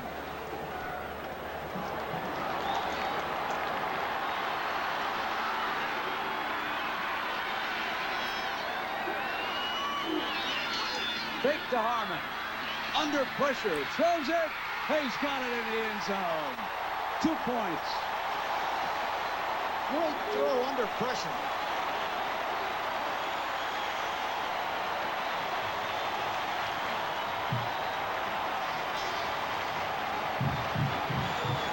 Watch the pressure that Long gets here. He still drops the ball in there. The receiver was covered. He hesitates. Then he puts it right there. Flagg makes a great catch with a 2-point play. Outstanding work. Johnny Miller, Johnny Miller is trying to cover him, number 44, excuse me, Brent. But this is such a great play by Long. That's perfect.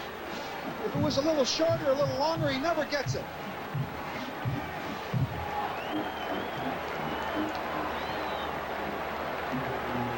Watch his feet as Flagg reached up, looked down to make sure that he was not out of the end zone. He's already scored a touchdown. Now he catches the 2-point conversion. How about that excitement in Champaign? Let's go to New York for an update. Field goal by Chris White. It was 38 yards with 4 seconds remaining. It lifted them to a 31-28 win. The race is on. Let's go back to Brent Nera. And back here, Pat, 6:16 to go in the third. And it appears as though Haight and Fry will make a big change on his kickoff team. Marv Cook has teed the ball up. So that injury to Houtland has taken him off the field. And Cook kicks it to a short man at the 14. Altobelli trying to find an alley. He does. He is out to the 34. And speaking of Altobelli, he is one of our Toyota Leadership Award winners today. We present that weekly to a team member who's been singled out by his athletic department for his team contributions, grades, and citizenship. So it goes to Dean Altobelli for Michigan State and Iowa's outstanding linebacker, Larry Station. And now Station must do a job as Toyota has donated $1,000 to each school's general scholarship fund.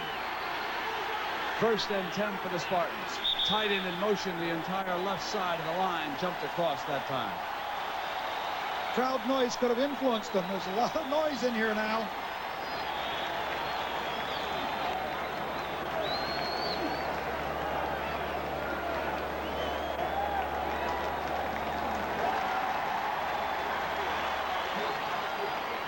Michigan State penalized today 6 times for 35 yards, twice in the first half. Costly penalties when they appeared to be on the move. How do you figure that difference? Well, that really is a surprise. You just, coming into this ball game, you would think it'd be the other way at this point. Iowa with 425 yards. But the Michigan State offense has come to life.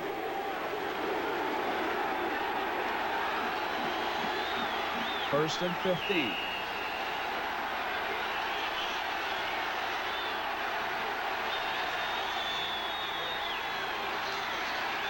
McAllister rolling to the right, throws on the run, incomplete. He wanted Ingram.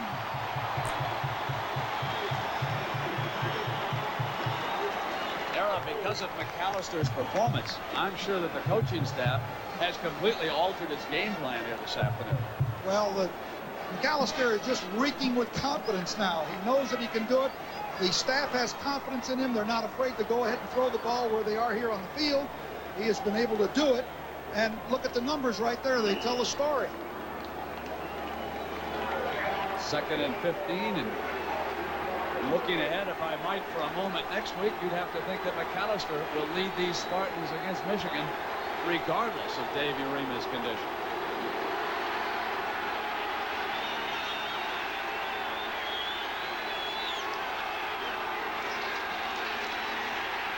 McAllister to run back the other way. And he's cut down.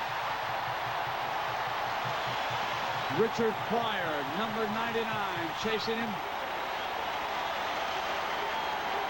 Now watch along the line with the Hawkeyes starting to play with some emotion. It is Pryor who comes busting in behind McAllister. They cut him off on his escape. And from behind, it was Pryor who tackled him right there. He was injured earlier in the week with a bad ankle, but he seems to be moving around quite well now. 3rd down and 18.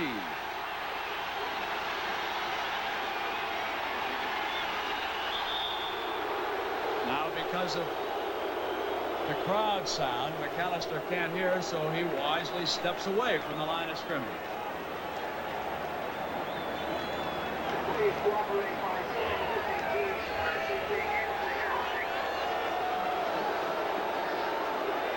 Oh, it's noisy.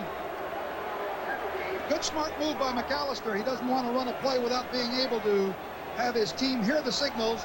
The official gives him a discretionary timeout. Whether or not they can quiet the fans or not, it'll be interesting to see as he comes back up the line of scrimmage. We've got 5 minutes and 12 seconds to go in the 3rd period.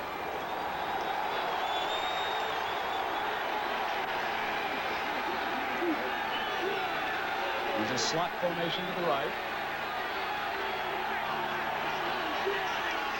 Tight end coming in motion. McAllister rolling in that direction, and Drost is on the pursuit. And he may have stepped out of bounds near the 20-yard line. The thing that really impressed me about the Hawkeye defense that time, Dross, number 76, who is 6'4", 285 pounds, chased McAllister out of bounds. He looked like a back running over there. Era, for the first time in this game, the Iowa defense has cut off the corners. Both those times when McAllister rolled left and rolled right, there was not that normal daylight that we've seen outside. Well, they got themselves in the jam with that 5-yard penalty to start with, where they had 1st and 15 rather than a positive gainer on the first play. But they did cut the corners off. Fair catch by Happel. Good field position. He had to punt that into the wind. It was a 27-yard punt. Iowa can regain the lead. They're coming to bat. There's a family that will stay on its feet for a while. Mother and father of the Iowa quarterback and one of his brothers, Andy Long, watching here. They have made the drive down from Wheaton, Illinois. Grandmother and grandfather, another son there. And that's what Chuck is doing here this afternoon. And this is his best starting field position of the game. And on first down, throwing down to Smith. And Smith is out of bounds. Miller and Rowe were the deep backs.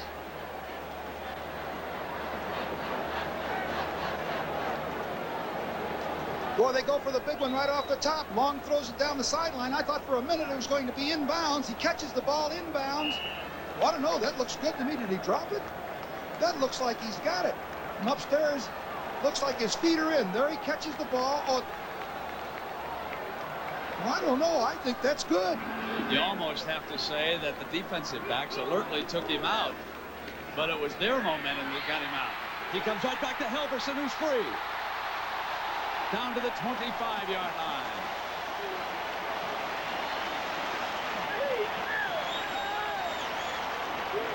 $21-yard gain.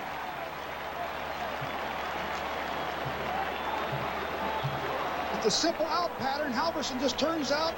The coverage is so deep. Number 35 is Crum. Misses it. Halverson puts a good move on him. He's really not that fast. He's like Happel. Just a great journeyman. Does a great job. 4:44 left in the third. Helverson on the sideline as the plays are carried in by the wide receivers.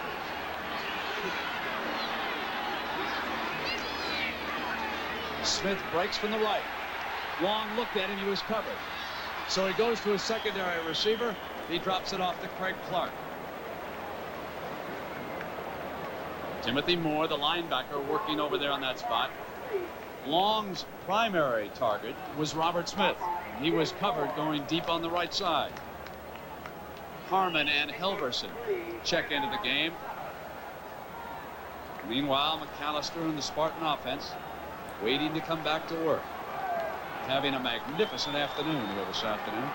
Leading Iowa by 3. Now on 2nd and 8. Long with a deep drop. Still being pursued. Throws it to Ronnie Harmon. And he is out of bounds at the 20-yard line. Boy, that's a heck of a job by Long. That was a screen. They just let the defenders come, and they had it covered. Harmon finally broke away from it. Watch here. He's going to screen off to Harmon here to the right, to your left as you're looking at it. He pump fakes it. He sees it. He's open. Look at the linemen coming in on him. They've all been let free because of the screen. He avoids them, throws the ball over to Harmon, who has broken away from his defender, and they finally run him out of bounds. That could have been a 15, 20-yard negative play. But Harmon and Long did a super job. 3rd and 5.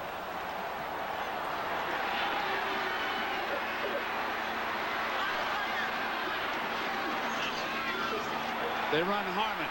Great play call. Shane Bullitt tripped him up, but not before Harmon got the Hawkeyes the first down.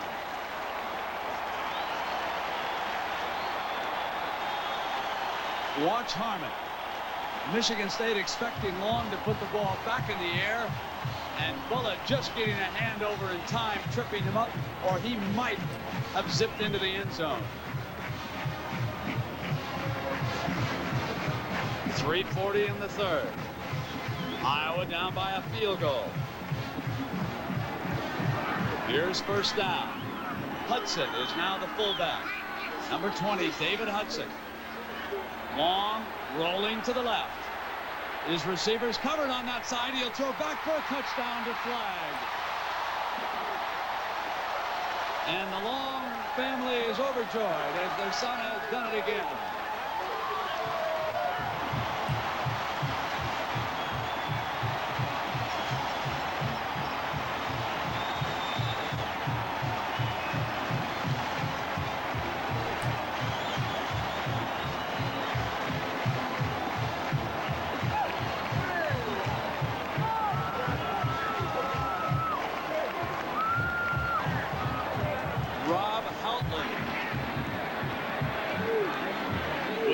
This extra point. And this one's good. It's 28-24. You cannot give a passer like Long this kind of time. There is no rush on him. No one putting any pressure. He's looking for Bobby Smith in the end zone. He waits, turns, and throws it back and finds Flagg wide open in the end zone. Tim Moore tries to get back to cover it, but he cannot. But he had too much time. That's the whole key to this play. Great throwback by Long, finding Flagg in the open. The receivers were covered to the front side, but if there had been any pressure, he'd never had the time to throw it back.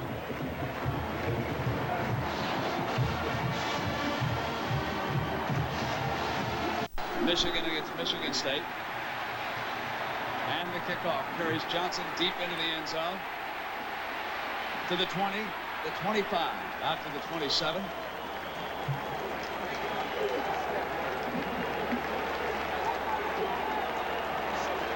Now it's McAllister's turn. You know, Era, suddenly, this reminds me of Kosar and Flutie. Exactly. That's the type of game we've got right here.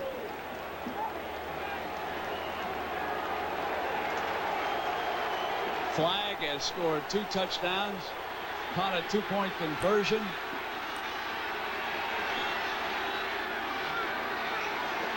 Here's Lorenzo White. A hole for him. He's got a first down. Out close to the 40-yard line. You know, Brent, with all the action that's going on in this game and 2 great running backs, Lorenzo White picking up another first down. There hasn't been one fumble in this game with all the things that have been going on. Ingram to the right. Rison to the left.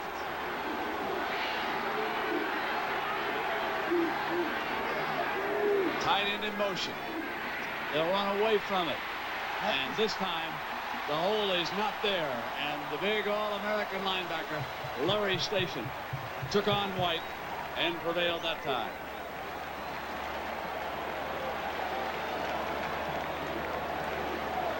Second and 9, and UCLA putting away Arizona State 37-17. They're in the fourth.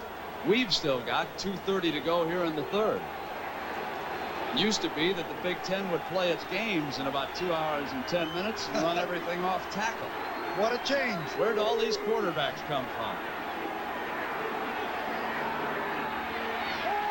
Fake to White. McAllister goes for the home run. Ingram. And that time he overthrew Ingram. Devon Mitchell had gone back with Nate Greer. No chance for a reception on that one. Errol, what about the football that they use here this afternoon? Now, are these footballs that Iowa provides both Michigan State and their own team? You are allowed to play with the football that you practice with. In this particular case, both teams are using the same ball. But if you get into a ball game where one team is using a Wilson ball and another team is using the Rawlings ball, then you're permitted to use your ball while you're on offense. Third and 9.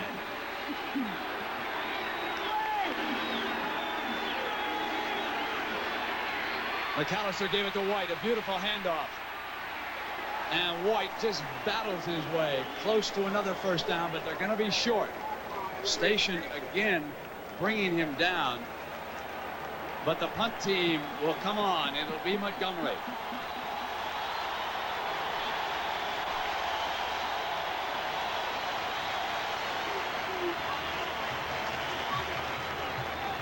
How many yards has White gained this afternoon? He's carried 35 times, Brent, for 197 yards, and we still have a quarter to play.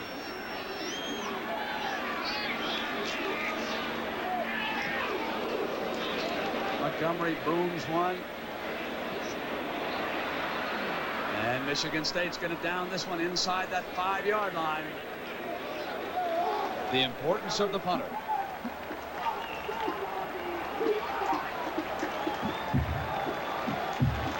Next week, of course, Michigan and Michigan State up at East Lansing, and that one shapes up as a dandy. The Wolverines be unbeaten.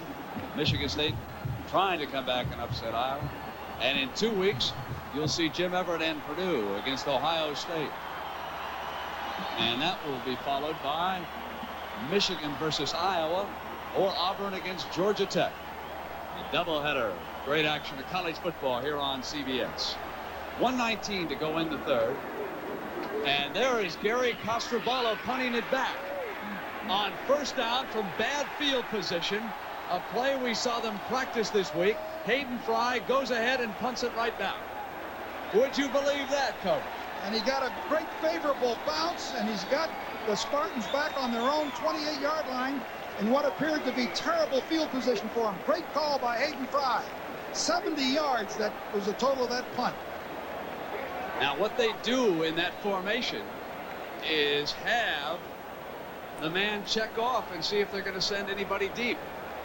They did not send a deep man, and Costroballo punts it back. Era, I can't remember if I've ever seen somebody punted back on first down. I've seen some thirds and seconds, but I think that's the first time I've seen it on first. I'm sure it's occurred before. He just didn't want that ball back in his own territory with a 4-point lead.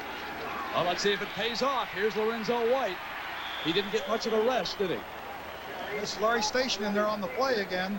It's like one-on-one now with Station just hounding White. Yeah, he's getting to him now. Those last 2 or 3 plays has been able to corral White. And it's carried at least 6 times in the process. what a day.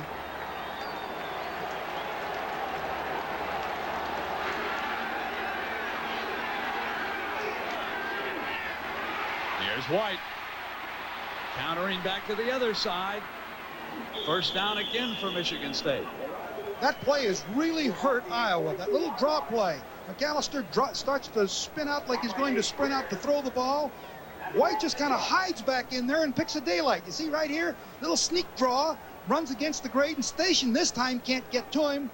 Almost does. White's tough to get a hold of. He's a heck of a runner. That play has gained an awful lot of yardage for him. It really puts the pressure on that interior.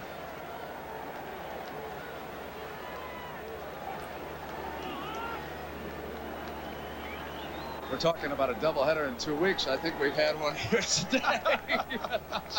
But time running out here in the quarter. We'll return after this commercial break and a word from your local stations. Here's the first play of the final 15 minutes. Iowa with the lead. Michigan State with the ball, trailing by 4. You know who's coming at him, Lorenzo White. And he's got another first down. Bangs down close to the 40-yard line. 3 yards and a cloud of dust, no more in the Big Ten. Coach, how many yards have we got here this afternoon? Brent, these are 2 great defensive teams like we called it at the top of the show. They've made 800. How many yards? Lorenzo White has 226. And between the 2 teams, they've made over 825 yards. So what can we expect here in the fourth quarter? A little defense? No, but the advantage now goes to Michigan State. They have the wind. It's not quite blowing as hard as it did earlier, but it is favoring them. White is out. Craig Johnson, the backup tailback, has the ball right there and a hole, and apparently it doesn't make any difference which one of the tailbacks carries the ball. He gets down to the 26-yard line for Michigan State. I asked George Perlis how much drop-off there would be if Johnson had to come in if something happened to Lorenzo, because he looked like the franchise coming in here. He was making all the yardage. He says not that much. He's just as strong and powerful. He probably is not quite as elusive. And a first down for the Spartans at the 26, and young McAllister has done such an effective job of leading this team. Tight end in motion. And a penalty marker goes down. Right side of the Michigan State line moved again. Well, we'll see if Hayden Fry's message to his team earlier this week holds. Play Good like ball. you're number 2. Ball start. Offense.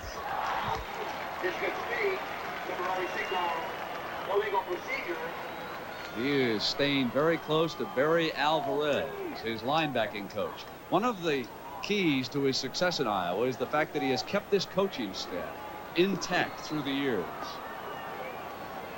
He's done a marvelous job here. You know, for 17 years, Iowa had not had a winning season. The last 4 years, he has brought 8 or more victories to the Hawkeyes each year. Got them into bowl games, including to the Rose Bowl once. This is 1st and 15.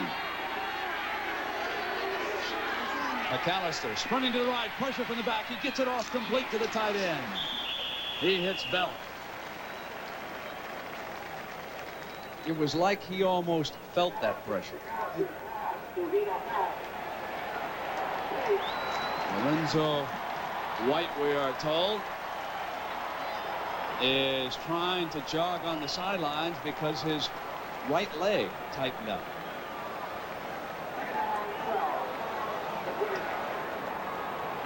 They've had some great running backs, Michigan State, too, through the years, haven't they? Sherman White, Eric Allen, Clinton Jones. And here's the one now who steps up and says, I'm number 1. Second down, McAllister comes out to the left. Penalty flag is down. Pass incomplete, intended for Rison.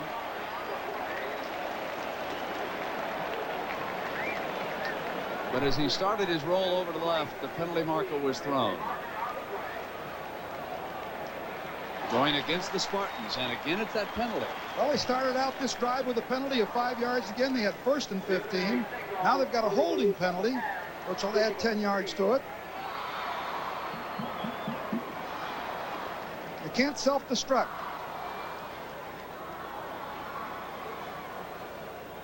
Incidentally, Brent, both receivers were wide open again on that play. He hit one of the open receivers, but he dropped the ball, but it didn't make any difference. But maybe as we look forward on into this quarter, Iowa still hasn't covered all of the receivers that Michigan State is sending out. Michigan State line 5 yards.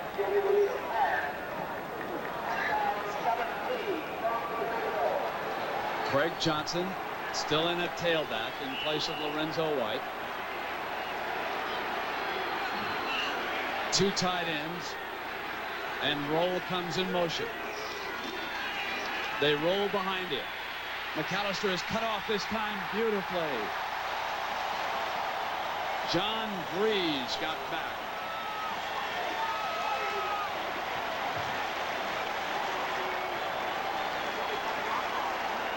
There's John Breeze, number 57, and also the outside linebacker, the right side of the line, the end, which is the outside backer, and the tackle fight off the blockers. Breeze comes clear to the outside from the right tackle spot. He's got the kind of speed to haul McAllister down, and this has been a good series by Iowa in putting the pressure on McAllister. 3rd down and 27.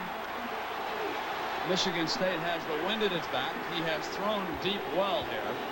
If he can get some protection, he'll throw it toward Rison or Ingram. He's got good speed in those receivers. And Iowa respects it right now. Overthrows Morse, the fullback, who was working underneath. Devon Mitchell had picked up the fullback as he released. 4th down, 12-26. If he could have completed this pass, it possibly could have been in field goal position.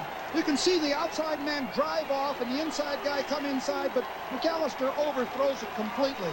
They would have been in field goal position now. They're at the 30-yard line. Now they'll play field position. Montgomery will hit this punt at about the 45.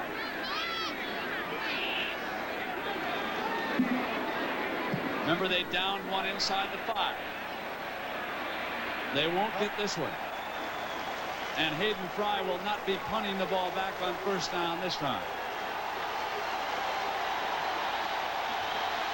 And when you come back, The #1 rated Iowa Hawkeyes will have possession and a 4-point lead. Ronnie Harmon's brother, Derek Harmon. So John Madden and Pat Summerall will be covering that game, and I'm sure they'll have Derek. Right now, we've got Ronnie Harmon. 12:19 to go. Long. And he uses still another fullback, David Hudson. Hudson right up the middle as Hayden Fry will see what he can do about knocking some time off that clock right now. And Lorenzo White is having his right ankle retaped right now. May have sprained it. And he could be just plain exhausted.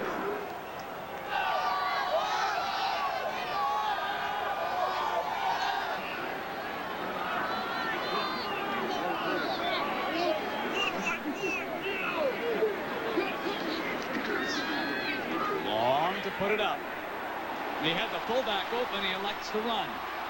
And that's why. Got out to the 40-yard line. A 12-yard gain by the Heisman Trophy candidate, Chuck Long, with Indiana staying unbeaten.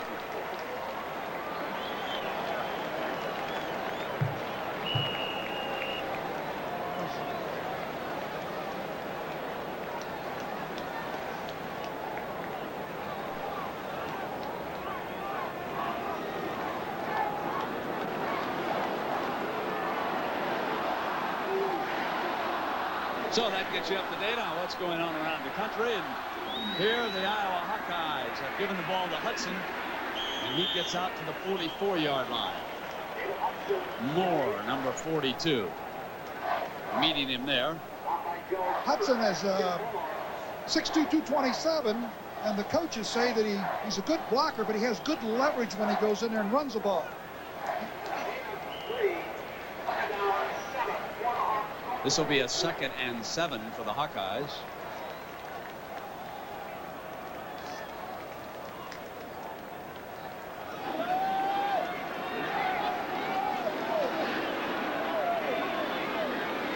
Again, one running back. Screen. Screen it is. And a big gain. Ronnie Harmon. Out of bounds at the 2-yard line. Ronald Rowe, number 18, finally got him, but there's a penalty marker back at midfield.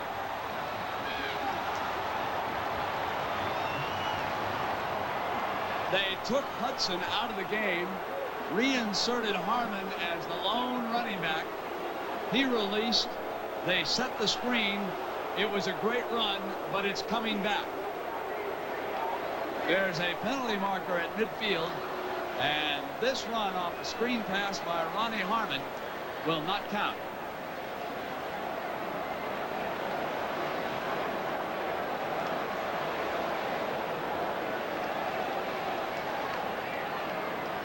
That might have put this game away. This is a big play as far as George Perlis is concerned. Big penalty.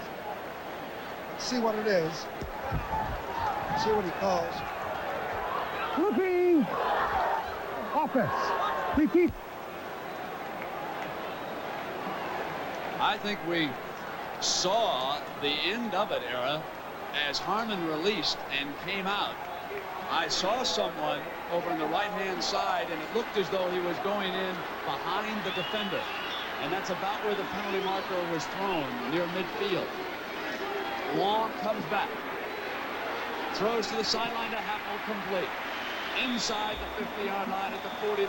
That's a first down for the Hawkeyes. What a great control receiver he is. 13 yards, knew where to go for the first down, and there is another penalty marker down. How about the beautiful throw here to Happel as he breaks away from the defender, gets the first down. Penalty is against Michigan State.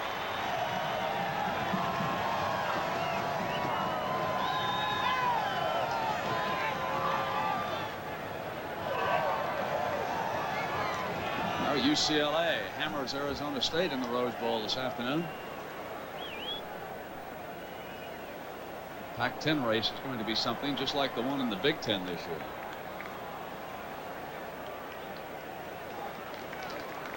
a holding decline.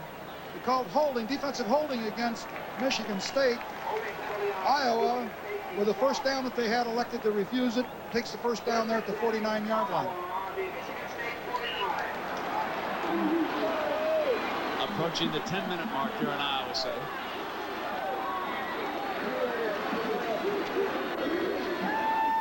They run Hudson. Timothy Moore, number 42, has been very active here this afternoon for Perlis. He made the stop. 2nd and 9. And again, Hayden and the Iowa staff keeping an eye on the clock now. They try to maintain possession and run it down. Bringing in Clark, the tight end, number 49. Long doesn't have any hesitation, doesn't hesitate to throw the football from about anywhere on the field. And he's really impressive. He can throw the ball under any kind of pressure. Long throwing toward Happel, and it is intercepted by Michigan State on the 10-yard line. Todd Crum, who had position all the way on that pass.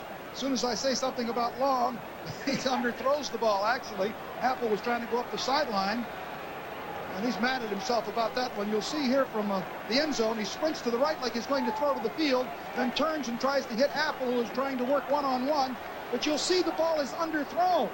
He had no chance at it. Happel, which is an excellent receiver, has no chance at the ball.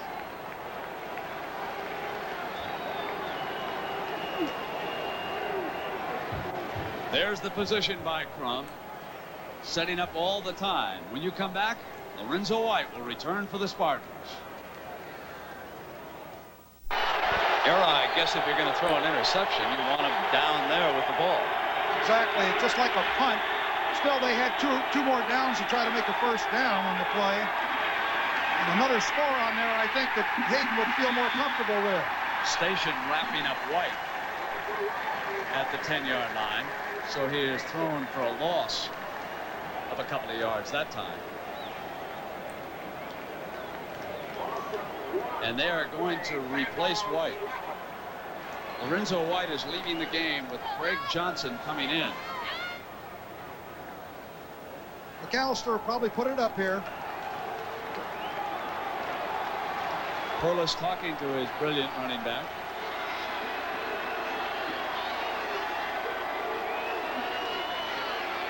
Instead, it's the draw. And Johnson gets out to the 18-yard line. Richard Pryor bringing him down. Era, I think that Iowa expected him to put it up that time. I certainly did, but the draw play again, the same play that we've seen him run that Iowa still hasn't stopped. Peterson goes to the field. He's blocked. The running back fakes to the left, which is Johnson, then comes back against the grain. Now they have third down and about 3. Big play again. It's 3rd and 4. Johnson is the lone setback. Morris, the fullback, slotted over to the right. McAllister complaining about the noise, and now he'll call a timeout.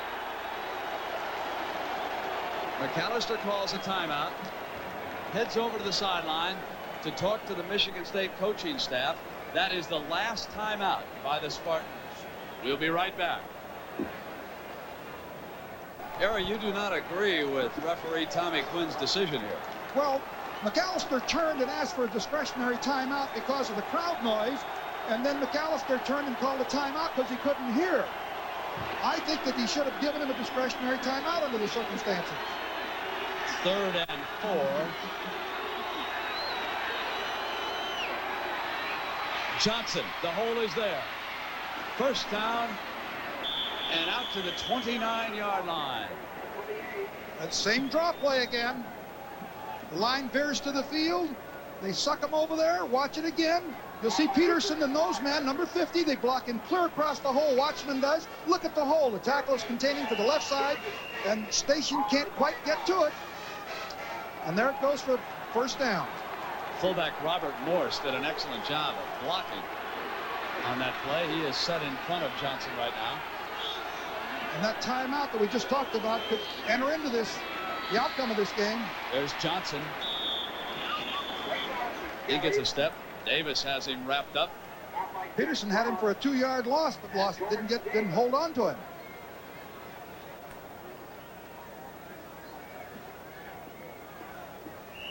The Spartans use tight ends to message in the plays. This will be 2nd and 7. 7 minutes and 5 seconds to go. Iowa leading by 4 points.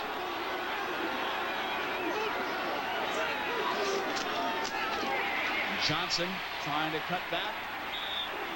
That backup is just not half bad. And the Johnson is an outstanding back, I think, but they're faced with that same dilemma again. They're down about 4.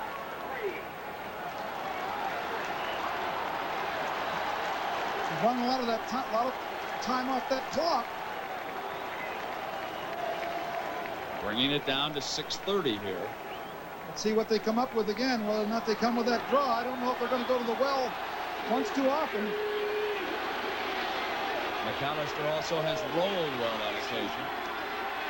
This time he does to the left under pressure. First down. He zips the ball to Ingram at the 48-yard line. Looks like McAllister is limping now. I don't know what happened on just as he threw the ball, whether someone hit him. Looks like his right leg. Let's take a look here and see whether he's hit just as he throws the football, how he did this. Puts the ball right there. Oh, he's hit right from the back there. It looks like Burrell. Let's take a look at him in isolation as he backed up and Burrell was coming in hard and knocked him over a fallen player, and that's how he suffered the injury. Now he pitches to Johnson. Johnson trying to get outside and turn it upfield. He does. Down near the 30-yard line. 5:52 to go. Another 21-yard gain. Here we see a shot of White. They're not going to throw the ball. They're going to run with it. Lorenzo. He wants to get back in there again. Look at Johnson. Hit the seam now. Good blocking in here. He gets a good hole. He finds it. You see Burrell knocked down, number 90, and Johnson finds a seam in there. He picks up 21 yards. 1st and 10 for the Spartans. Johnson. And this time the Hawkeyes hold with George Davis coming up. Hayden unhappy with the performance of his defensive unit.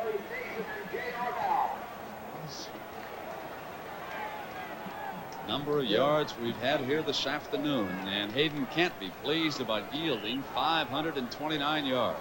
Well, he knows with 5 minutes and 11 seconds on the clock and the way Michigan State's moving the ball, anything could happen. Down to the 5-minute mark. Here's the draw with Johnson. Johnson breaks a tackle. Gets to the 25-yard line. Devon Mitchell and Nate Career. Going to wind up with about 3rd and 4. This has been a drive of 3rd down successes by the Spartans.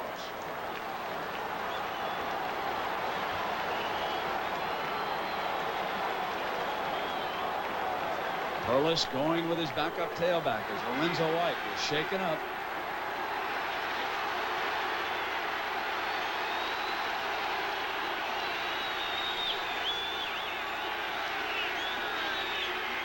Another draw with Johnson. First down. Turns the corner and he's got a touchdown. Michigan State has scored with 4:06 to go on a 25-yard run by backup Craig Johnson.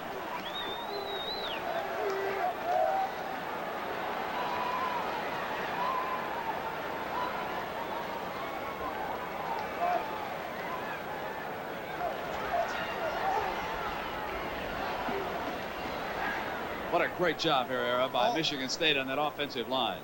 You know, I thought McAllister still had the ball. He really deceptively handed that ball to Johnson. For a minute there, I thought McAllister was coming because they were blitzing from the backside. Perfectly executed play, beautifully executed. They go 89 yards in only 10 plays, and they use up 5:14. They had perhaps their worst field position of the afternoon, and they stuff a touchdown when they need it. Now there's no timeout left out there, according to the statistician. They'll penalize them. There's the flag. Now what's important about this? They need this to hold off losing to a field goal. Remember now, we're sitting on 30-28. Really, a cheap penalty doesn't mean a whole lot. Dead ball, delay the game, offense. Called delay of the game. Michigan State penalized 5 yards. I wonder if he gave him that timeout back down there. We didn't get, when he thought they had taken the third timeout. Well, let's see what Caudell can do here. Huh? The ball will be spotted down at the 15.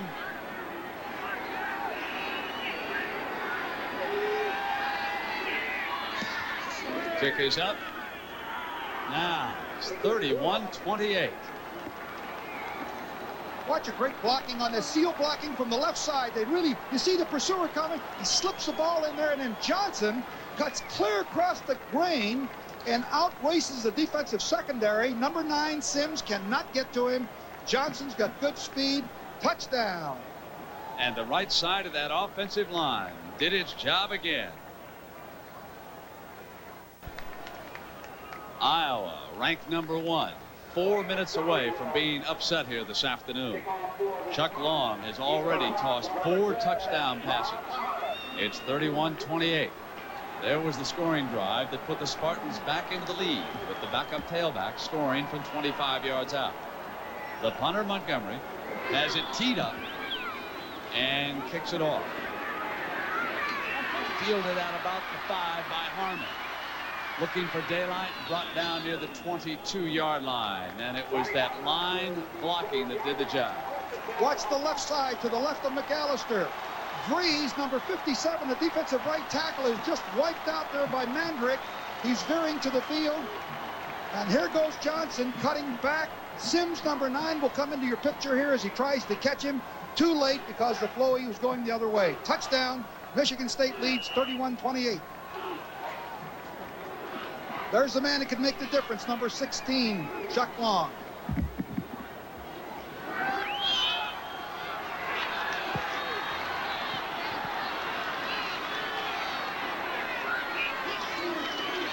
With only a fullback behind him. They send 4 receivers out. They hit Helverson. First down, Hawkeyes. At 3:56, the clock stops. And of course, next week, remember, Michigan, unbeaten at 4-0, would await its state rival, Michigan State. What a confrontation that would be in East Lansing if the Spartans can upset the Hawkeyes here. 3:48.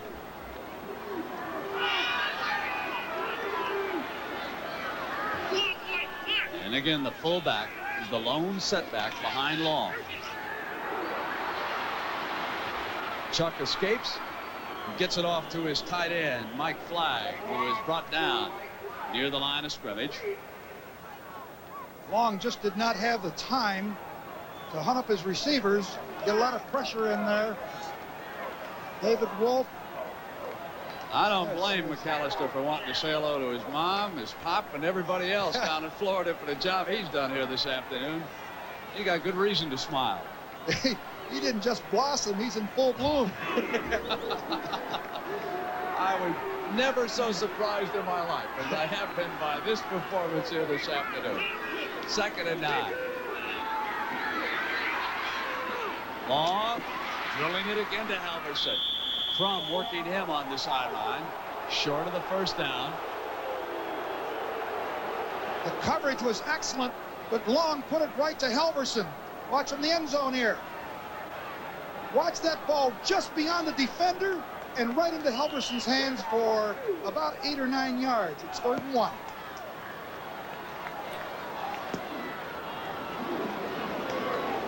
Third down.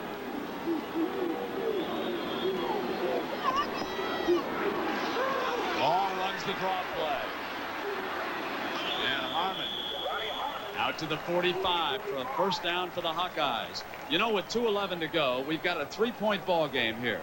It's 31-28. Now, ordinarily, you would say, well, kick a field goal and take a tie, and it won't hurt you that badly. But Hayden Fry told us yesterday, if this situation arose, he said, I was raised poor. I'd go for the win. So here he comes now. He's got to get 55 yards in 2 minutes and 11 seconds. Linebacker David Wolf being helped toward the Michigan State sideline, shaken up on that play.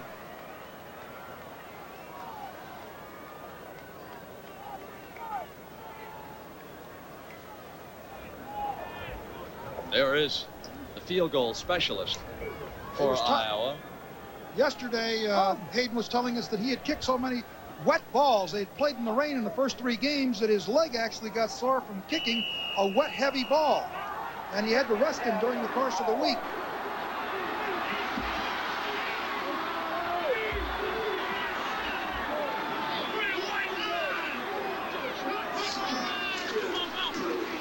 Quick throw to Halverson.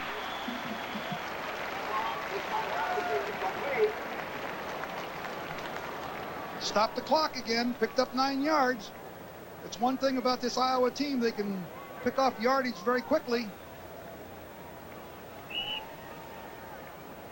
With 1:55 to go, I'm Brent Musburger along with Parseghian. The #1 ranked Iowa Hawkeyes are losing by 3 with 1:55 to go in this game. But they are on the move, being led by Chuck Long. Over the middle for Harmon, incomplete. He overthrew him that time inside the 30-yard line. Well, he had him open, too. He could have just dropped it in there. Remember, Harmon was a wide receiver before he was switched to tailback by Iowa last year. They bring him out of the wingback position, keeping only the fullback home. Send him over the middle, and the pass was high. Long is now 28 for 37 for 348 yards and 4 touchdowns, but he has 2 interceptions. Here's 3rd and 2.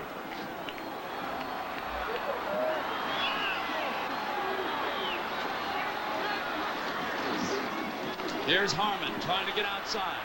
Cuts back. First down. The clock will stop at 1:44. Good running by Harmon. He was cut off at the pass. He had to turn it back to the inside. He did it. Got to the inside. There's Hayden, wants a timeout. That'll be the first one of the second half, so he still has 2. Plenty of time. Chuck Long comes over to the side. He'll confer with his head coach. And we'll be right back. We are back. Kinnick Stadium in Iowa City, Iowa. 1 minute and 44 seconds remaining. The Hawkeyes trailing by 3. And they must negotiate 43 yards to get the touchdown that would put them back in front. That #1 ranking and everything else on the line right now for Hayden Fry and his coaching staff. And you really cannot say enough about the job that George Perlis and his staff has accomplished here with a backup quarterback in a few short weeks. They've had a beautiful game plan against the Hawkeye defense. You know, you're talking about one of the best defenses in the nation, and year in and year out, it's been that way. But here we go with 1:44 left. Long to throw it on first down. Pumps, comes to Happel. He's got it and out of bounds. Inside the 25. Boy, that Happel is really something. Number 40 here on the right side of your screen.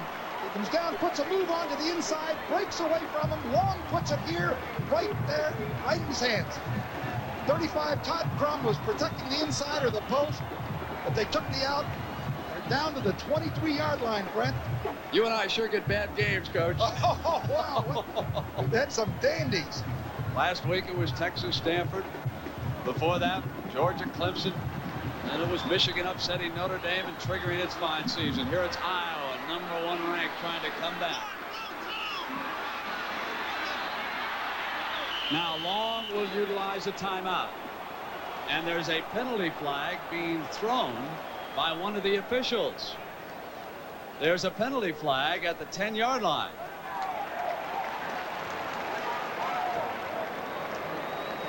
Timeout was called by the quarterback. So we'll straighten out the penalty and the timeout situation, and we'll be right back in a moment. Era, the official who threw the flag, did not realize that Chuck Long had already called timeout. The 25-second clock was just ready to zero out when he called the time. So there's no penalty. We've got a 1st and 10. The ball is at the Michigan State 23-yard line, and here come the Hawkeyes. Good protection. Halverson's wide open. Another 1st down. Close to the 10-yard line. He's out of bounds at the 11. Those two wideouts, Happel and Halverson, have been tremendous. You see Halverson comes up the field and breaks away. He's wide open there. Number 18, Ron Rowe, cannot get to him, and Long is putting it in there. All right, now it's at 11 with 1.5 minutes to go. Plenty of time. The mark of a great team is one that can come back with time running out. We're about to find out if Iowa deserves its #1 ranking. Chuck Long has got the Hawkeyes 1st and 10 at the 11. He'll run Harmon up the middle, jukes outside, hits the 4-yard line.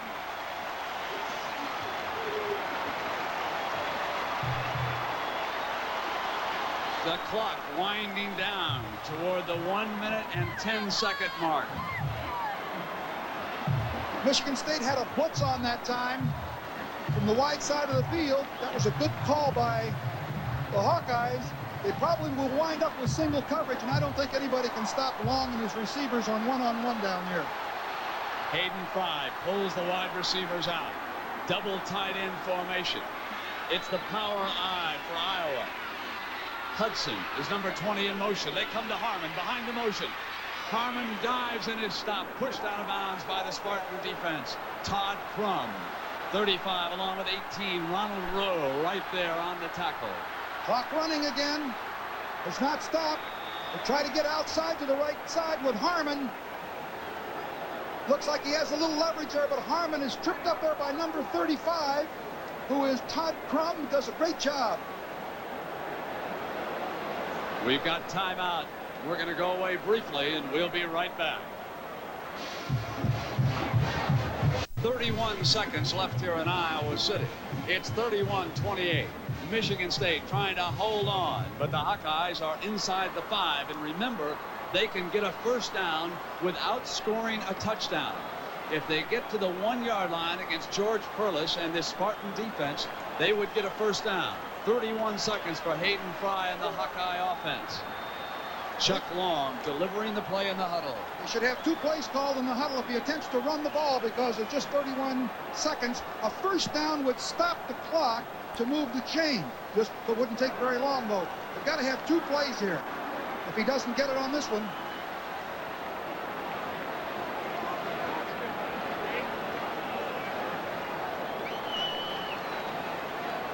And you wonder why coaches get afflicted with ulcers. This has been some kind of a football game. I think it's an indication of what kind of a season they're going to have in the Big Ten. They won 80% of their non-conference games. Now they start the conference. Illinois upsets Ohio State. McAllister and Michigan State are on the brink of upsetting Iowa, but the Hawkeyes have got one last at bat. Also, let's see what kind of deployment Michigan State has defensively. This is so similar to a year ago when Iowa failed on a 2-point conversion. Here they are needing the touchdown. Long has got it. He'll walk in. He faked to Harmon and kept it.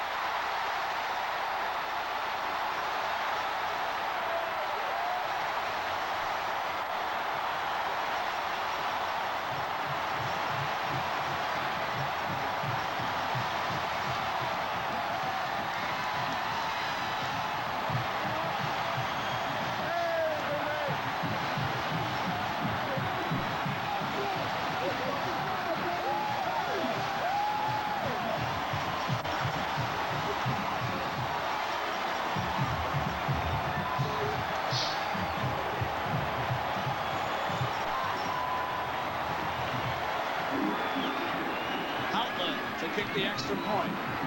It's up, he's got it.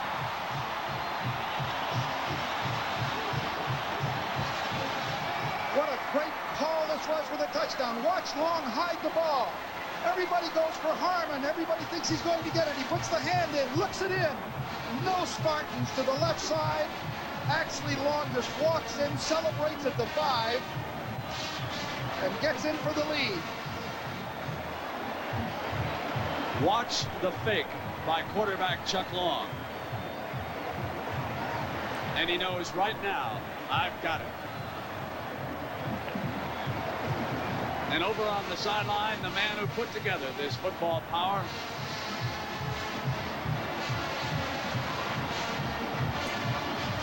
And when you're number one, that's what you're supposed to do. Well, it's been a tremendous comeback. They walked into a buzzsaw against Michigan State, passing and running, and they still got, what, 27 seconds left. Anything could happen. That was a great camera shot of young McAllister. What did he do? He grabbed his helmet, and he said, let's go back. Here's the lateral now on the kickoff. And Michigan State has got the ball out to the 38-yard line with 20 seconds and a couple of deep receivers who can fly.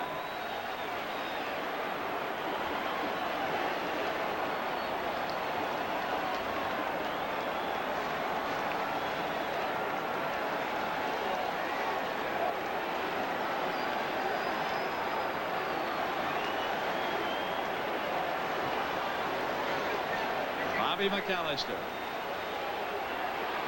No timeouts.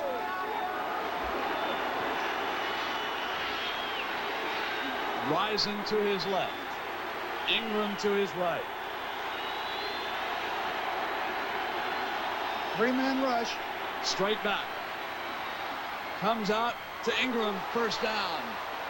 14 seconds, and he's down to the 45-yard line. No they'll timeouts. move the chains, no timeouts, so they'll come up now with the quick huddle. A 16-yard gain. McAllister sending information to another freshman. Rison. Now he tells everybody what he's got. Morse is the fullback in the slot. McAllister rolls to the right. He should get out of bounds. He almost turned it back inside and gained a few more yards, but he realized, I can't stop the clock. He's got 3 seconds. He must throw the ball down into the end zone and get something going. Well, just the point that you have made, if there is interference, it still doesn't come out to that 1-yard line. It's only a 15-yard penalty with an automatic first down.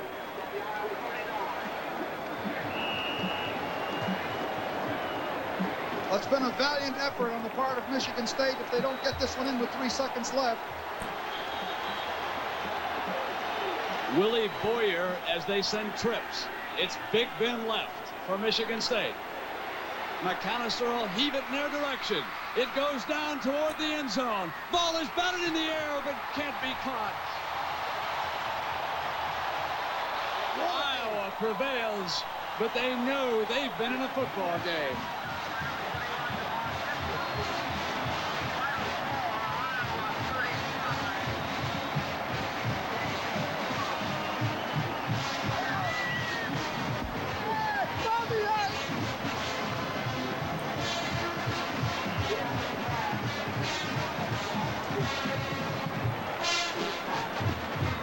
It's great to see the players out there shaking hands with each other because both teams played so superbly. I thought that was terrific. The teams greeting one another. Here's the last play with 3 seconds. McAllister puts it up. The ball is deflected. We saw it a year ago in the Boston College-Miami game. Same sort of thing. The ball bounces up in the air here, and there is an effort made to catch the football. I can't tell by which receiver. There it is, knocked up into the air. Number 11, Ingram, dives for the ball, and it could have been, but it wasn't. Lorenzo White, who set the Michigan State record here this afternoon, and he is one of our Chevrolet most valuable players of the game. Lorenzo White, the tailback out of Michigan State, and from Iowa, the quarterback, Chuck Long. And a check in the amount of $1,000 will be donated by Chevrolet to each college's general scholarship fund. As Chuck Long, who had thrown for 4 touchdowns, fakes to Ronnie Harmon, keeps it on the bootleg, and in victory raises high the football. We'll return after these messages from your local station.